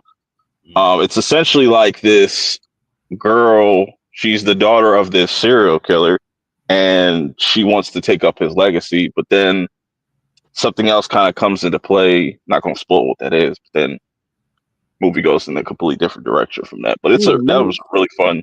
That was a really fun. So they literally did what we were going to get in Scream 7. Damn it! Like, all right, I got Yeah, it. pretty much. Yeah, pretty much. Yeah, that's just crazy. But anyways, the winner of best horror movie is Terrifier 3. By far. Easy. I won't argue with that. Easy. It's just a classic old school slasher, good old fashioned slasher movie. You gotta go back. But you gotta go back to the classics. Terrifier made all that money though. You said what? Yeah, I'm happy it did good at the box office. Yeah, yes, sir. Yeah, almost 90 million. Yeah, it's a callback to the classics because, like like I've been telling humans, I'm like, you're not doing it better than the old school stuff. Like whatever you think is top tier nowadays, nah, there's like miles and miles of that shit from the old school stuff. Just you got to go back to that. Yeah, I would agree. I would agree. Terrifier 3 is the best, but if you're talking about the most buck wild, yeah, I gotta go to The Substance. That was some wild. Throw a titty and shit. That was some wild, man. I don't want to see a titty. I don't want to see a titty for a week after watching that movie, man. Wait, hold on. So you're saying there's stuff in The Substance that's more wild than Terrifier 3? I would say, like I would like as far as we talk about body horror, I say I put The Substance up there with The Thing as far as for body horror. In The Fly, yeah, I would say. Wait, The Thing, like John Carpenter's the Thing. You putting it there? Mm-hmm. Yeah, I put it there. Wow, that's a very strong thing to say. Like I'm gonna keep that in mind when I watch it. That you said that. Yeah, it's a really good movie. It's long. It's like 2.5 hours, but like I didn't feel that runtime at all. Two and To a be honest, half like hours. What? 220, Yeah, yeah, about 220. 220. Yeah, but now you don't feel the runtime. I didn't feel the runtime. It I has better Because a not. little you bit. Better gonna see not a feel lot the of you gonna see a runtime. lot of you gonna see a lot of ass, titties, and pussy. Like you know what I'm saying. You are gonna see a lot of that. You know what I'm saying. So you be Wait, for 2 hours? Oh shit! I should have been watched it then. What the hell is wrong with me? Regurgitating titties. Okay. Let's go. Like, yep. Okay. All right, so that out the way. Get this out. Um, Next is best movie. So let's get that up. Yeah. Best movie. Dun, dun, dun, dun, dun, dun. Furiosa. Why you make that noise? You don't like Mm, Furiosa? Look Back. mm. This Look Back was an incredible animated. That's probably like my favorite animated film of the year because it has the perfect runtime of like 58 minutes. I'm like, yo, that's perfect. That's perfect. And Wild Robot. We have Dee Dee as well. Sing Sing.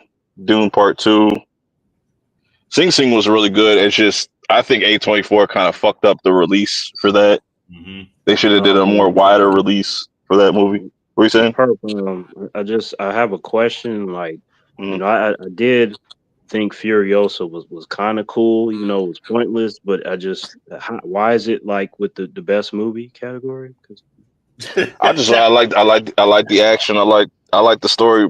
I like it just as much as I like Fury Road. That's why I got up there. really, Hmm wow, that It's dang. not better. I wouldn't say it's better than Fury Road, but I would say it's up there. Like it's Yeah, not I even. I'm think sorry, that's the not even most close. shocking. I That's the mean, most shocking movie on this list is Furiosa. But I got you. nah, but yeah, Perp, I you liked know it. what's funny? Our list of best movies are very similar, but yeah, Furiosa. I remember I went to I saw that with my boy Perez, Anthony Perez, and we both looked at each other. We was like, yeah, this shit don't hit nearly as close, nearly as hard as Fury Road. Not even close. Not even. Definitely not. That's cool. And I really enjoyed it, and yeah, I like I Chris liked it Hemsworth too. as the villain. That was Yeah, refreshing. Chris Hemsworth to me, funny enough, like Chris Hemsworth might be the best thing, even though Anya Taylor Joy is always good at what she does. It was just Hmm after I got to the end and I was seeing Chris Hemsworth and stuff. I'm like, it's not that this is bad or nothing, but I feel like I can literally pick any random scene from Fury Road and it just would eclipse this movie.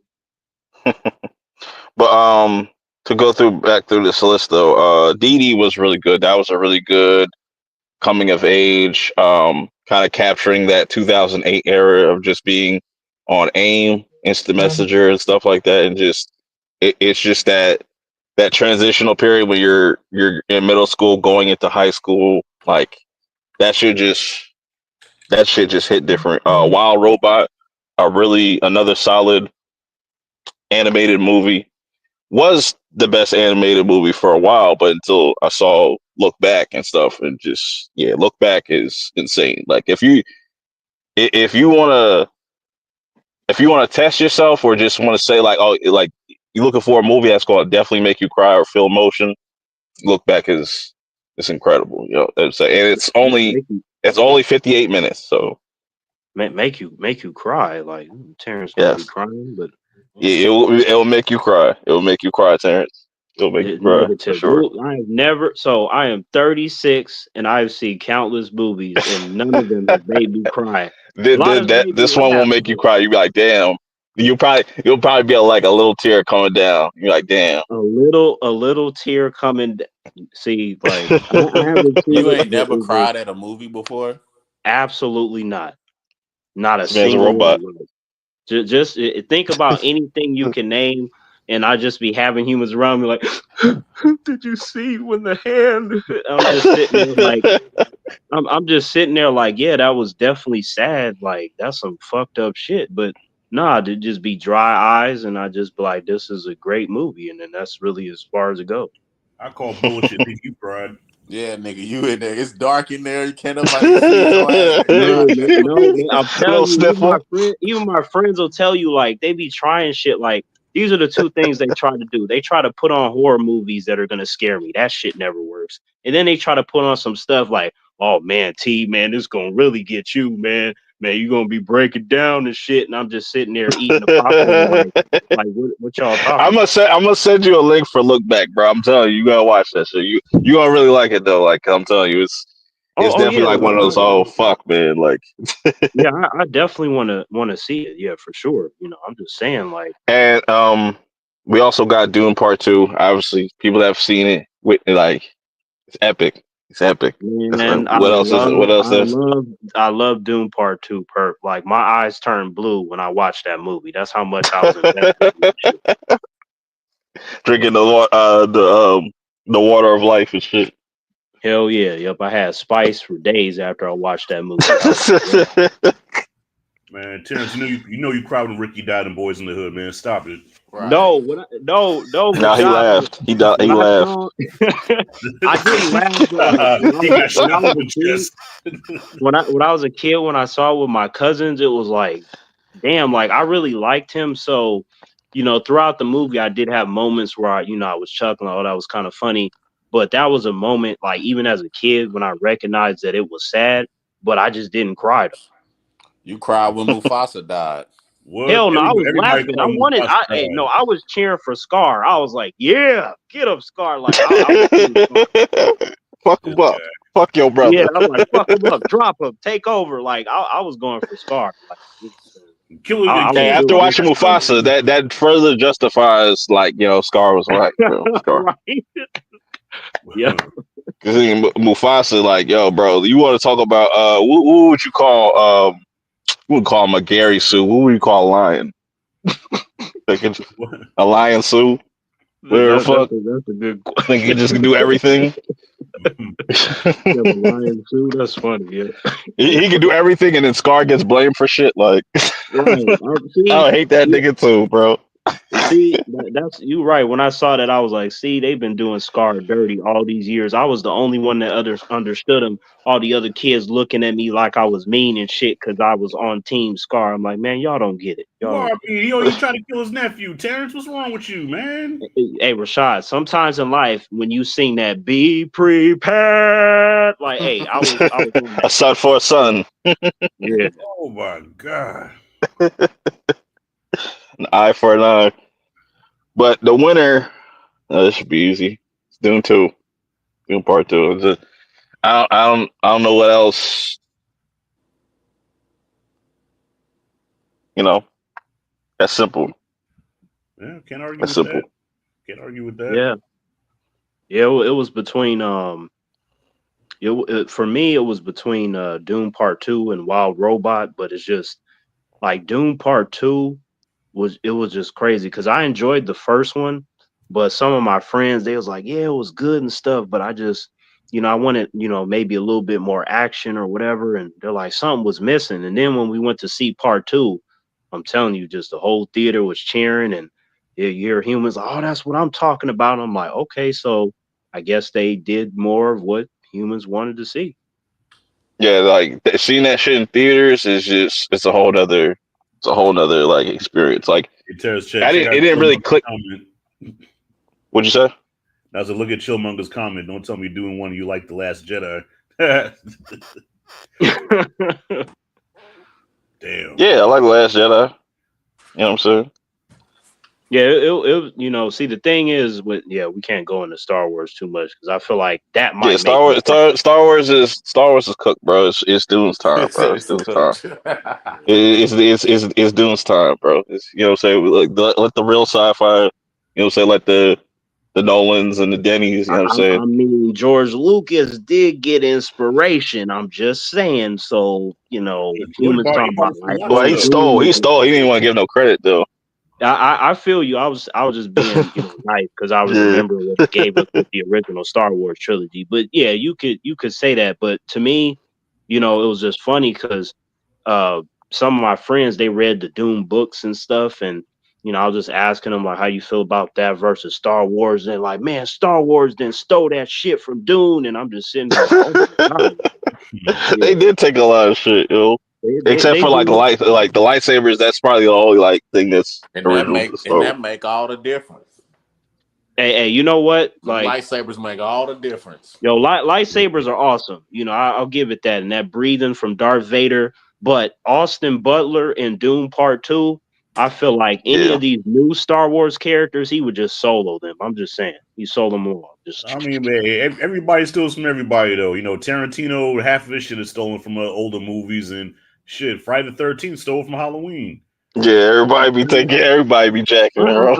I like how you went into that, but it's just the thing is that I feel like with Star Wars, you know, the Doom fans are very adamant that it's blatant stealing. Because even if you bring up someone like Quentin Tarantino, there's a difference between inspiration and you make your own shit as opposed to like it almost being the exact same thing, but then you just add in like two elements that really just separate it. One being the lightsaber. So and that's coming from Doom fans, like, you know, sometimes in Mhm. life. Tell Yeah, him man, stop. I'm waiting for Messiah. That's gonna be a good movie. I just hope they do a re-release because I definitely want to go watch both Doom 1 and 2 in Yeah, theaters again for sure. absolutely. Yep. Okay. And we finally have made it to the final category, which is Channel of the Year. Let me put the John up. Okay, here's some of the these are the nominees: Tales from the Shelf, Davy Death Ray, Dudes from the Dead podcast, Nonstop Horror, In Love with Horror, and the Goosebumps Crew. And I wanted to just keep it horror themed this year. It's not gonna be a recurring thing. I just wanted to switch it up this one time. But these are all like channels I've been watching for a while. Some that I found just this year. Some that I've just been kind of paying attention to, like Goosebumps Crew. They talk everything Goosebumps. They even have some cast members that are part of like the TV show. Like they had Catherine Long on there.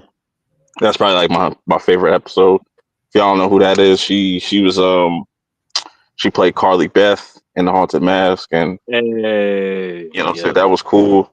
In Love with Horror, that's AJ and Christy. They're like a couple that just talk about horror, and I really like their just in depth analysis on different films and stuff like that.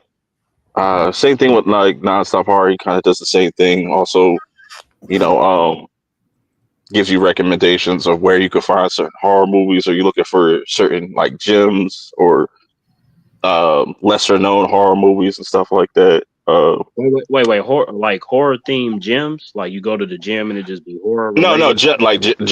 gems, like you Oh, know, oh, like oh, uh, okay, yeah, no, I got you, yeah. Yeah.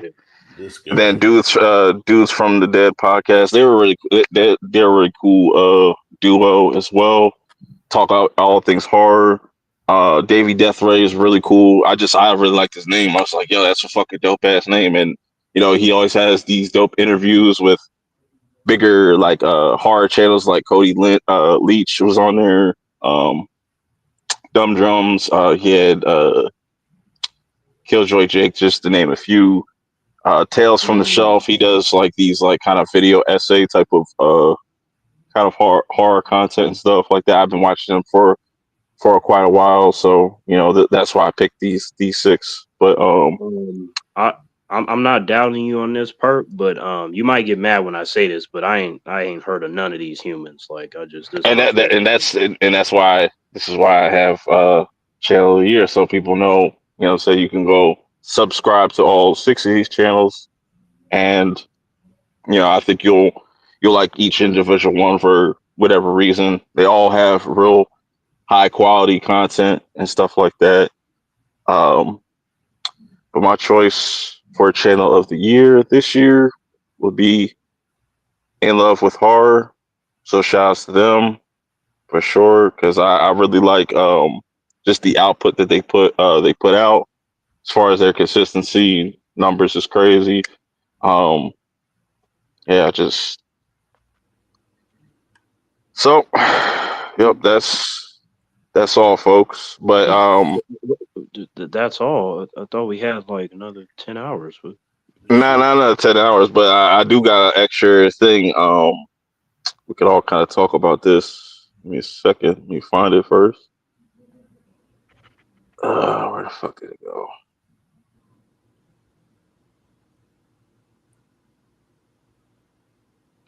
But yeah, so yeah, that was the Perp Show Awards. So we're gonna get into this next thing I want to talk about. If I can fucking find it. Anyways, but how'd y'all feel about the different categories and stuff? You know, how y'all feel in the comments. It's a good year. I think you know, it seemed like the movie category was a little light, honestly. You know, normally there's a bigger debate over best picture, our best movie of the year, and it was kind of clearly Doom. Normally there's a kind of a 1, 2, 3 with that sort of thing, but you know, I Yeah, didn't watch nearly as many movies as you did, but it just normally there's, you know, 1 or 2 movies that kind of stand out that you yeah. can kind of debate about. And I didn't, you know, this year really wasn't the case. For this year, it's just like Dune just set a high bar. That's just like a lot of people, and some people don't have Dune as their favorite. Some people I've seen have Challengers. I wasn't the biggest fan with Challengers. I I can agree with understand that. why. That's at the bottom of my list. Yeah, I didn't care about Challenger. I mean, you know, I went to Trash. see it just because of Zendaya and nothing else. But you Mhm. know, Yeah, and some Yeah. people, you know, some people. What was another one? There are some movies I wasn't able to see, like The Brutalist. I know that was only playing in like select theaters. Nickel Boys. I wasn't able to see that. I got to So see there's that. quite. That was boring as shit. Yeah.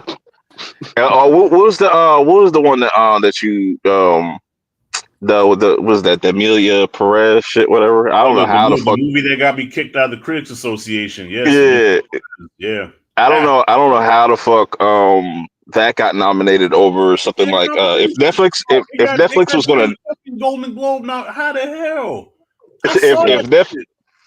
if Netflix was smart, I would have been like I would have nominated Society of Snow or His Three Daughters over that because a lot of people share the same kind of sentiment, saying like the movie's not good. Trash, I'm trash. I'm working on that now, Rashad, to get you back in the Critics Association. So sure enough, you're gonna be back in with all the I perks in the don't want to world. be back with those pansy asses, man. Fuck them. I don't Hold on, why you get kicked? want. Hold on, what is the Critic Association and why you get kicked out?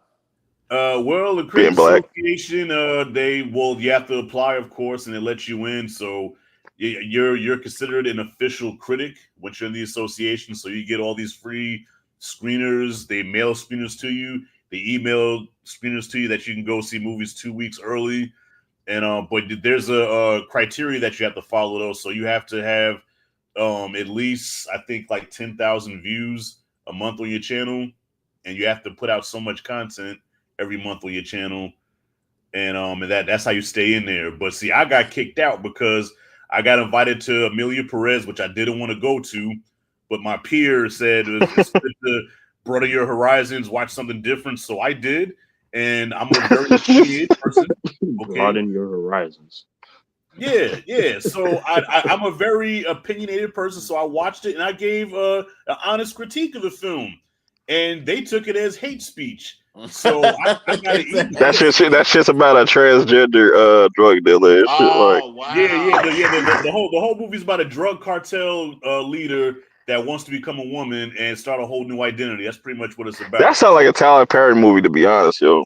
Nah, I That wouldn't is even It put that on easily could definitely have Tyler some been. Perry. Tyler Perry shit for sure. Like, It easily could have been. So they sent me an email and they said, "Yo, you got to take that down. That promotes hate speech and you're speaking against the transgender community, and we can't have that." And I'm like, I didn't say shit about him. I just said, dude, cut his dick off. You know, I said I ain't saying nothing derogatory. You know, so I took the video down.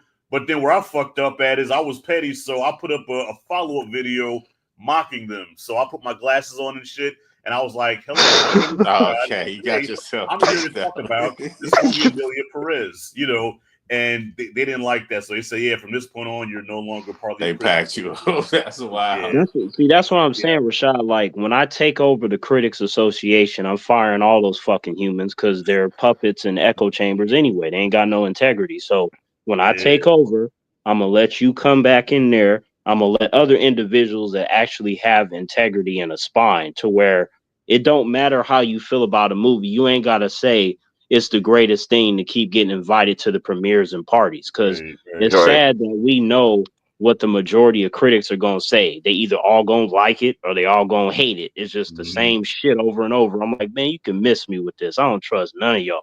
You low Hey, key wait, shouldn't even have you went know, to the shit because you didn't want to go.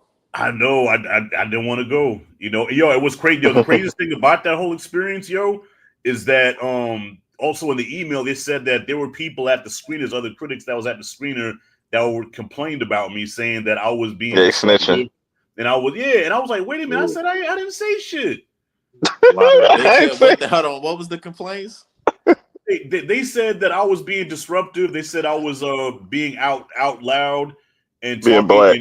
and being you know being Wow. rude or whatever. And I swear to God, I said probably 3 things under my breath, and that was to the person next to me. Oh yeah. He probably snitched on you. Did the snitches have blue or purple hair, Rashad?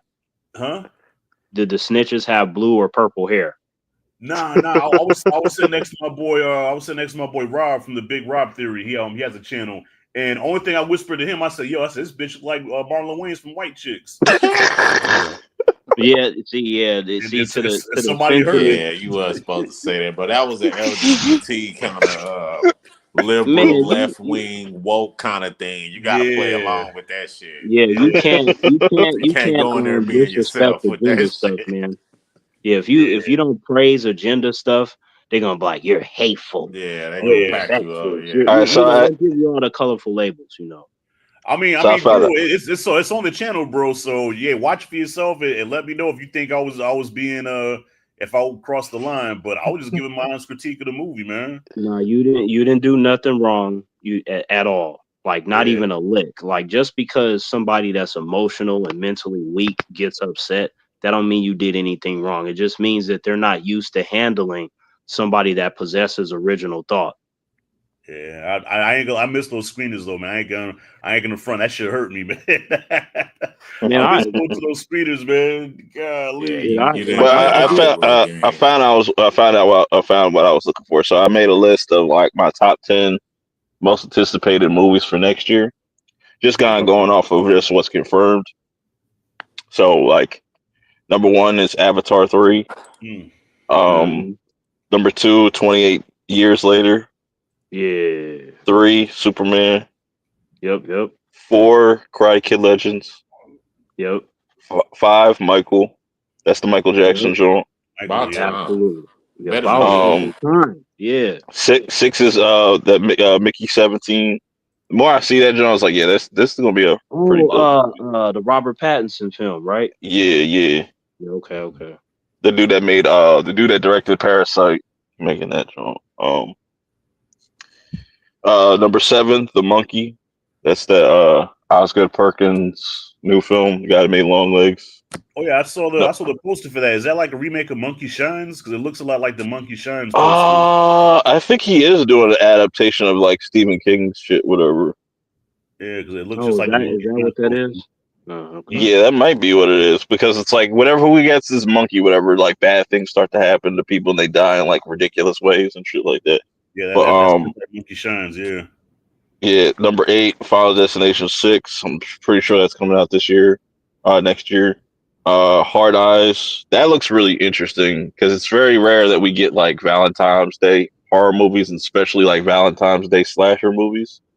So that should be interesting. And then 10, Fantastic Four. What about that Michael B. Jordan joint? Sinners? Sinners, yeah. Yeah. I just like my only thing is just like it's hard to get excited for. It looks good, but it's just like it's another vampire movie. Wait. So you have Fantastic Four over Sinners? Dang. Yeah. Personally, yeah. Because like as it stands, Purp, I think you heard me say this before, but I have no interest in that Fantastic Four because the stuff that I've heard about it sounds absolutely terrible. We will never know until we see a trailer or the full movie. But I just like with me with Sinners. Sinners, I just like I don't know. It's just with it's hard to really impress me with vampire content unless if it's like Midnight Mass, because I feel like that put the bar super high.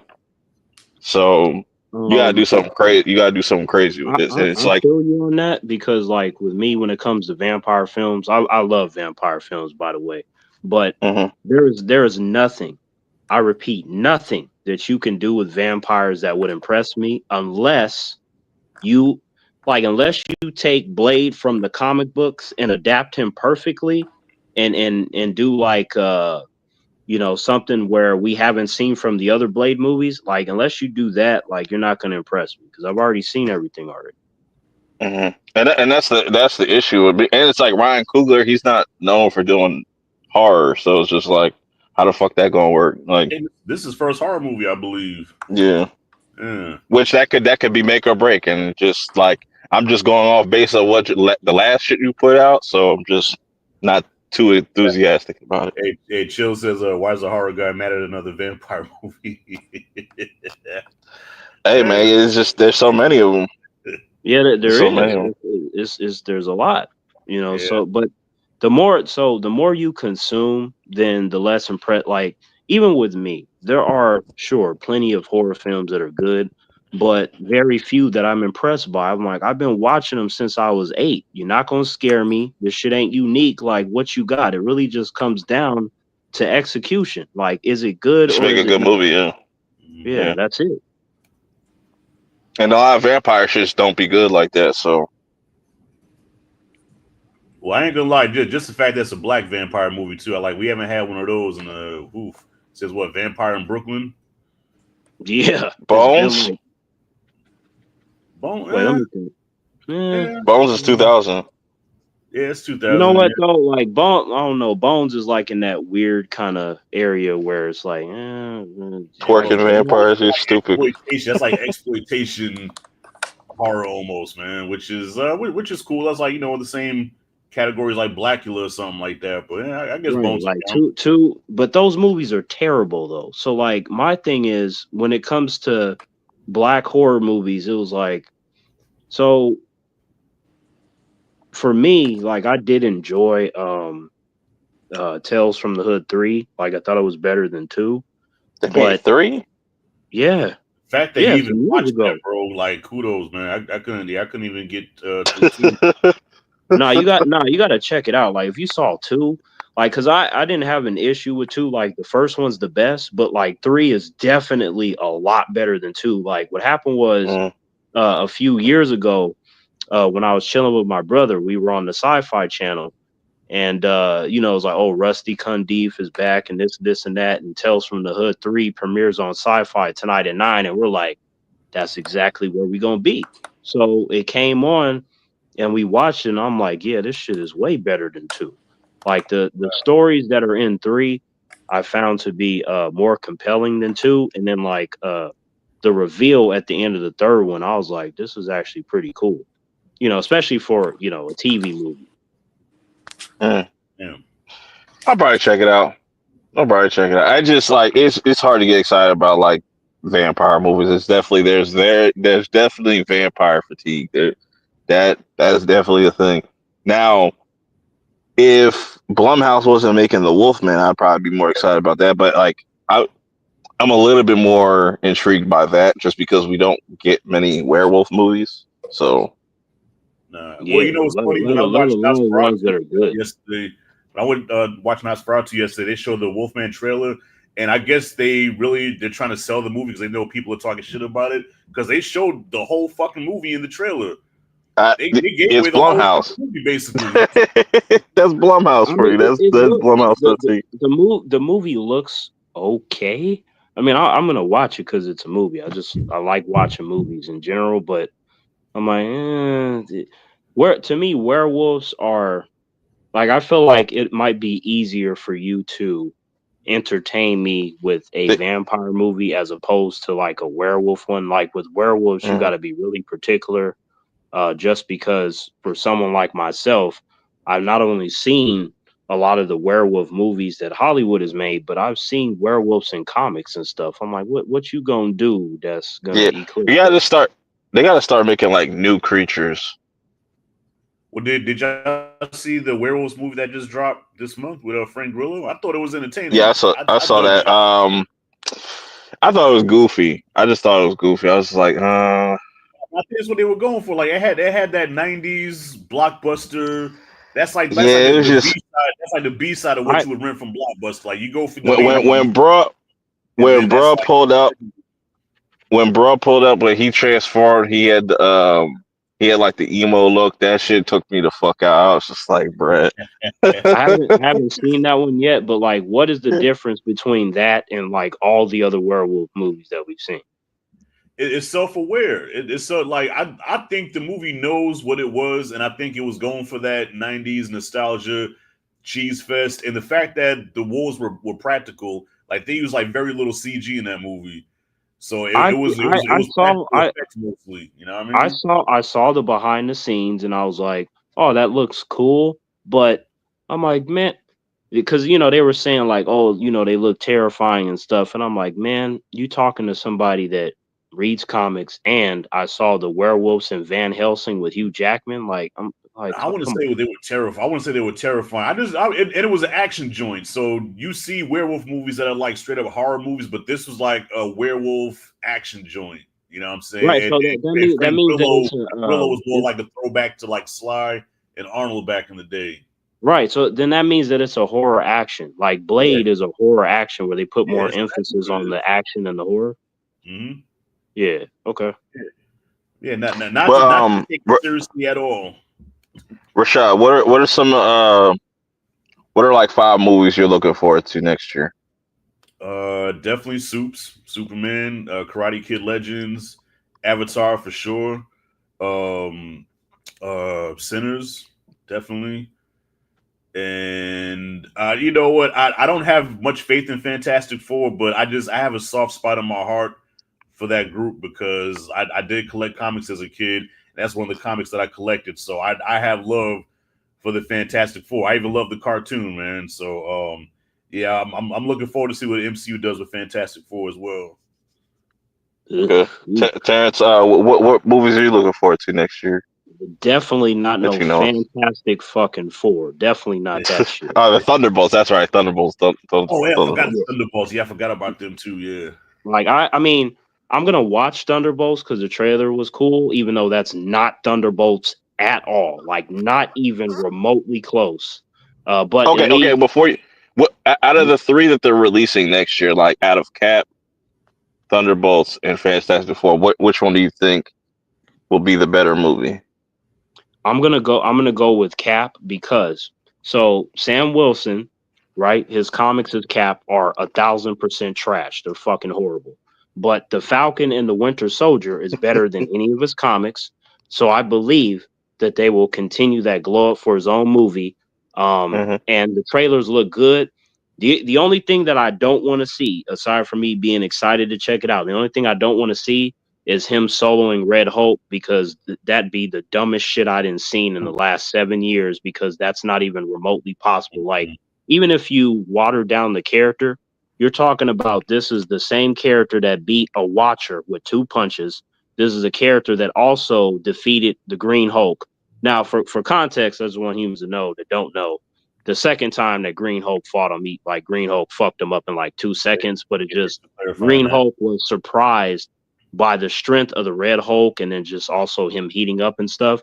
So Sam needs help. So as long as they don't show him like soloing Red Hulk, then it should be fine. But outside of that, outside of my comic book knowledge, I feel like between those 3, I feel like Cap is probably going to be the better film. And then in terms of which one makes the most money, it might be Fantastic Four. Like even though that team is trash and they got Pedro as Reed Richards, he don't look nothing like him, and they're gonna do a female Silver Surfer. Despite all that nonsense, the thing that might sell that movie will be Robert Downey Jr. coming as a makeshift Doctor Doom from a What If storyline in the comics. And Like Galactus is right, gonna be like there. you, you Yeah. know, I gotta see if they're gonna like be on point with Galactus because that's I also saw the little teaser, John. I was like, yeah, they got his face. Like he looked just like the motherfucker out the like comics. He's not like a I smoke saw his monster.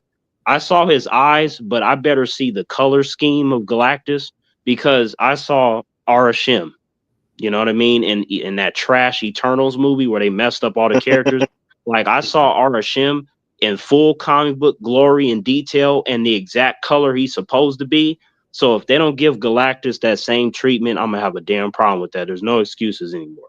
But I just want to throw that out there. So, but my 5 that I want to see, you know, definitely Superman, for sure. That's my most anticipated movie, period, of next year is that one. And then Karate Kid Legends, and then you can throw Sinners in there as well. Mission Impossible, Final Reckoning. Good. Let me see. That's like I don't know about a 5th one. I'm trying to think like what else. 28 years later. Yeah. Okay. Yeah. You could probably throw that one. I did. Wasn't thinking about that one. So that would be my top 5 based upon what I know is coming out. So you know, for me, the 2 most important ones would be Superman, because we haven't had, you know, a comic accurate one in 44 years. It's been since 1980 Superman 2 with Christopher Reeve. So that's like the saddest shit ever. But, you know, hopefully James can turn that around. And then Karate Kid Legends, because, you know, I grew up watching the Karate Kid films and stuff. So to me, to go see another one in the theater, because the only one that I was able to see out of the bunch was the Karate Kid with Jaden Smith and Jackie Chan. Like the other 3, I couldn't see them in theaters. So this will be my second one, and it's just that universe. Yeah, technically this will be the real Karate Kid. You know what I'm saying? It's the real. You know what I'm saying? Yeah, I mean, you know, with him, you know, what's funny is that I like how in the trailer they mentioned that it's going to be more than karate. It's kung fu. I'm like, yeah, he's doing karate. He's doing wushu. He's doing kung fu. He's doing Wing Chun. I'm like, he's going to be the most bro gonna be a beast, bro. Like he learns Miyagi Do and shit, and he puts all that shit in there. Yeah, he gonna be. What if he's Quan's cousin? What if he's Quan's cousin and he's going to the same damn. Wow, I could see that. I could definitely see that. That'd be hilarious. Just only because I would not expect that, but you know, I'm not gonna discount that. It will make sense because Daniel was the one that found Quan's body. So you know, kind of out of I guess guilt or whatever. You know, he sees the cousin going down the same path, and he tries to save him. Well, I think he has more of a relationship with. Wait, go ahead. No, I was just gonna say I think he has more of a relationship towards like Miyagi in some way, like that. He's like a great nephew or some shit, or you know. But it's just okay. So forget Miyagi Do and all that crap that they learning. Wing Chun by itself would fucking solo any of those characters. Wing Chun by itself, like just from the blocking mechanics of that fight style. Like, you don't even have to do a bunch of moves. You can just have those characters break their arms and their legs just by you blocking the techniques properly. And then if you want to throw in some low leg kicks to the kneecaps, to the ankle, hit them in the nose, hit them in the throat, those characters wouldn't stand a chance. That's why when I saw him practicing with the Wing Chun dummy, I'm like, well, he's already a better fighter than any of those characters just off of that by itself. Yeah, he'll probably beat Axel's ass at his big motherfucker. I was going to say because Sensei Wolf, man, you know, he's an MMA guy. You know, MMA guys that they frown upon Wing Chun. They say that it won't be effective in a fight. That's interesting that they say that because, you know, when it comes to MMA, they're pulling from different fighting styles. And when it comes to the different fighting styles that they're pulling from, there's not a whole lot of blocking techniques. So if they try to come in my face saying that, I will beat the fuck out of them. I feel like I would just love to embarrass them just off general principle of disrespecting Wing Chun. Wait, so if Chael Sonnen comes up to you and says, Terrence, let me tell you something. Wing Chun may be good as far as like regular fighting. You get put on his ass. But it cannot do anything I'll tell with you MMA. What, so we're on the street, right? So I'm like, Chael Sonnen gonna have to deal with Taekwondo. He gonna have to deal with Eskrima. He gonna have to deal with Jeet Kune Do. He gonna have to deal with Wing Chun. And We a don't even need to Terrence. bring the weapons into it. I'm like, I like Chael Sonnen, but if he were to say the wrong thing and then say he put his hand on my shoulder, you might not see Chael for a little while. The only reason I'm gonna take it Put my money slightly on easy Terrence. on him is because he has a family, but I want his family to know, like, see, Chael decided to disrespect Bruce Lee. We not having that over here. Oh Lord. Hey, so put my money on Terrence. Yes. Hey, Rashad, remember what did my brother tell you about what happened to now? That's just one black belt. Okay. we got other stories, Rashad. I'm like, every single time the humans was like, hey man, Terrence about to get mopped up. Oh, this dude about to yeah, ask him what Yeah, Chael's happened. never Like, lost a round, man. Well, according to Chael, he's never lost a round. no, Chael was definitely lost. I watched his career. Like he's capping at certain moments. He act like he's supposed to have amnesia. But Eh, I'm just saying, like, just because I like you, and for the most part I respect you, don't mean I have to agree with everything you say. And there's yeah, also going to be some bias because he's a fucking UFC guy.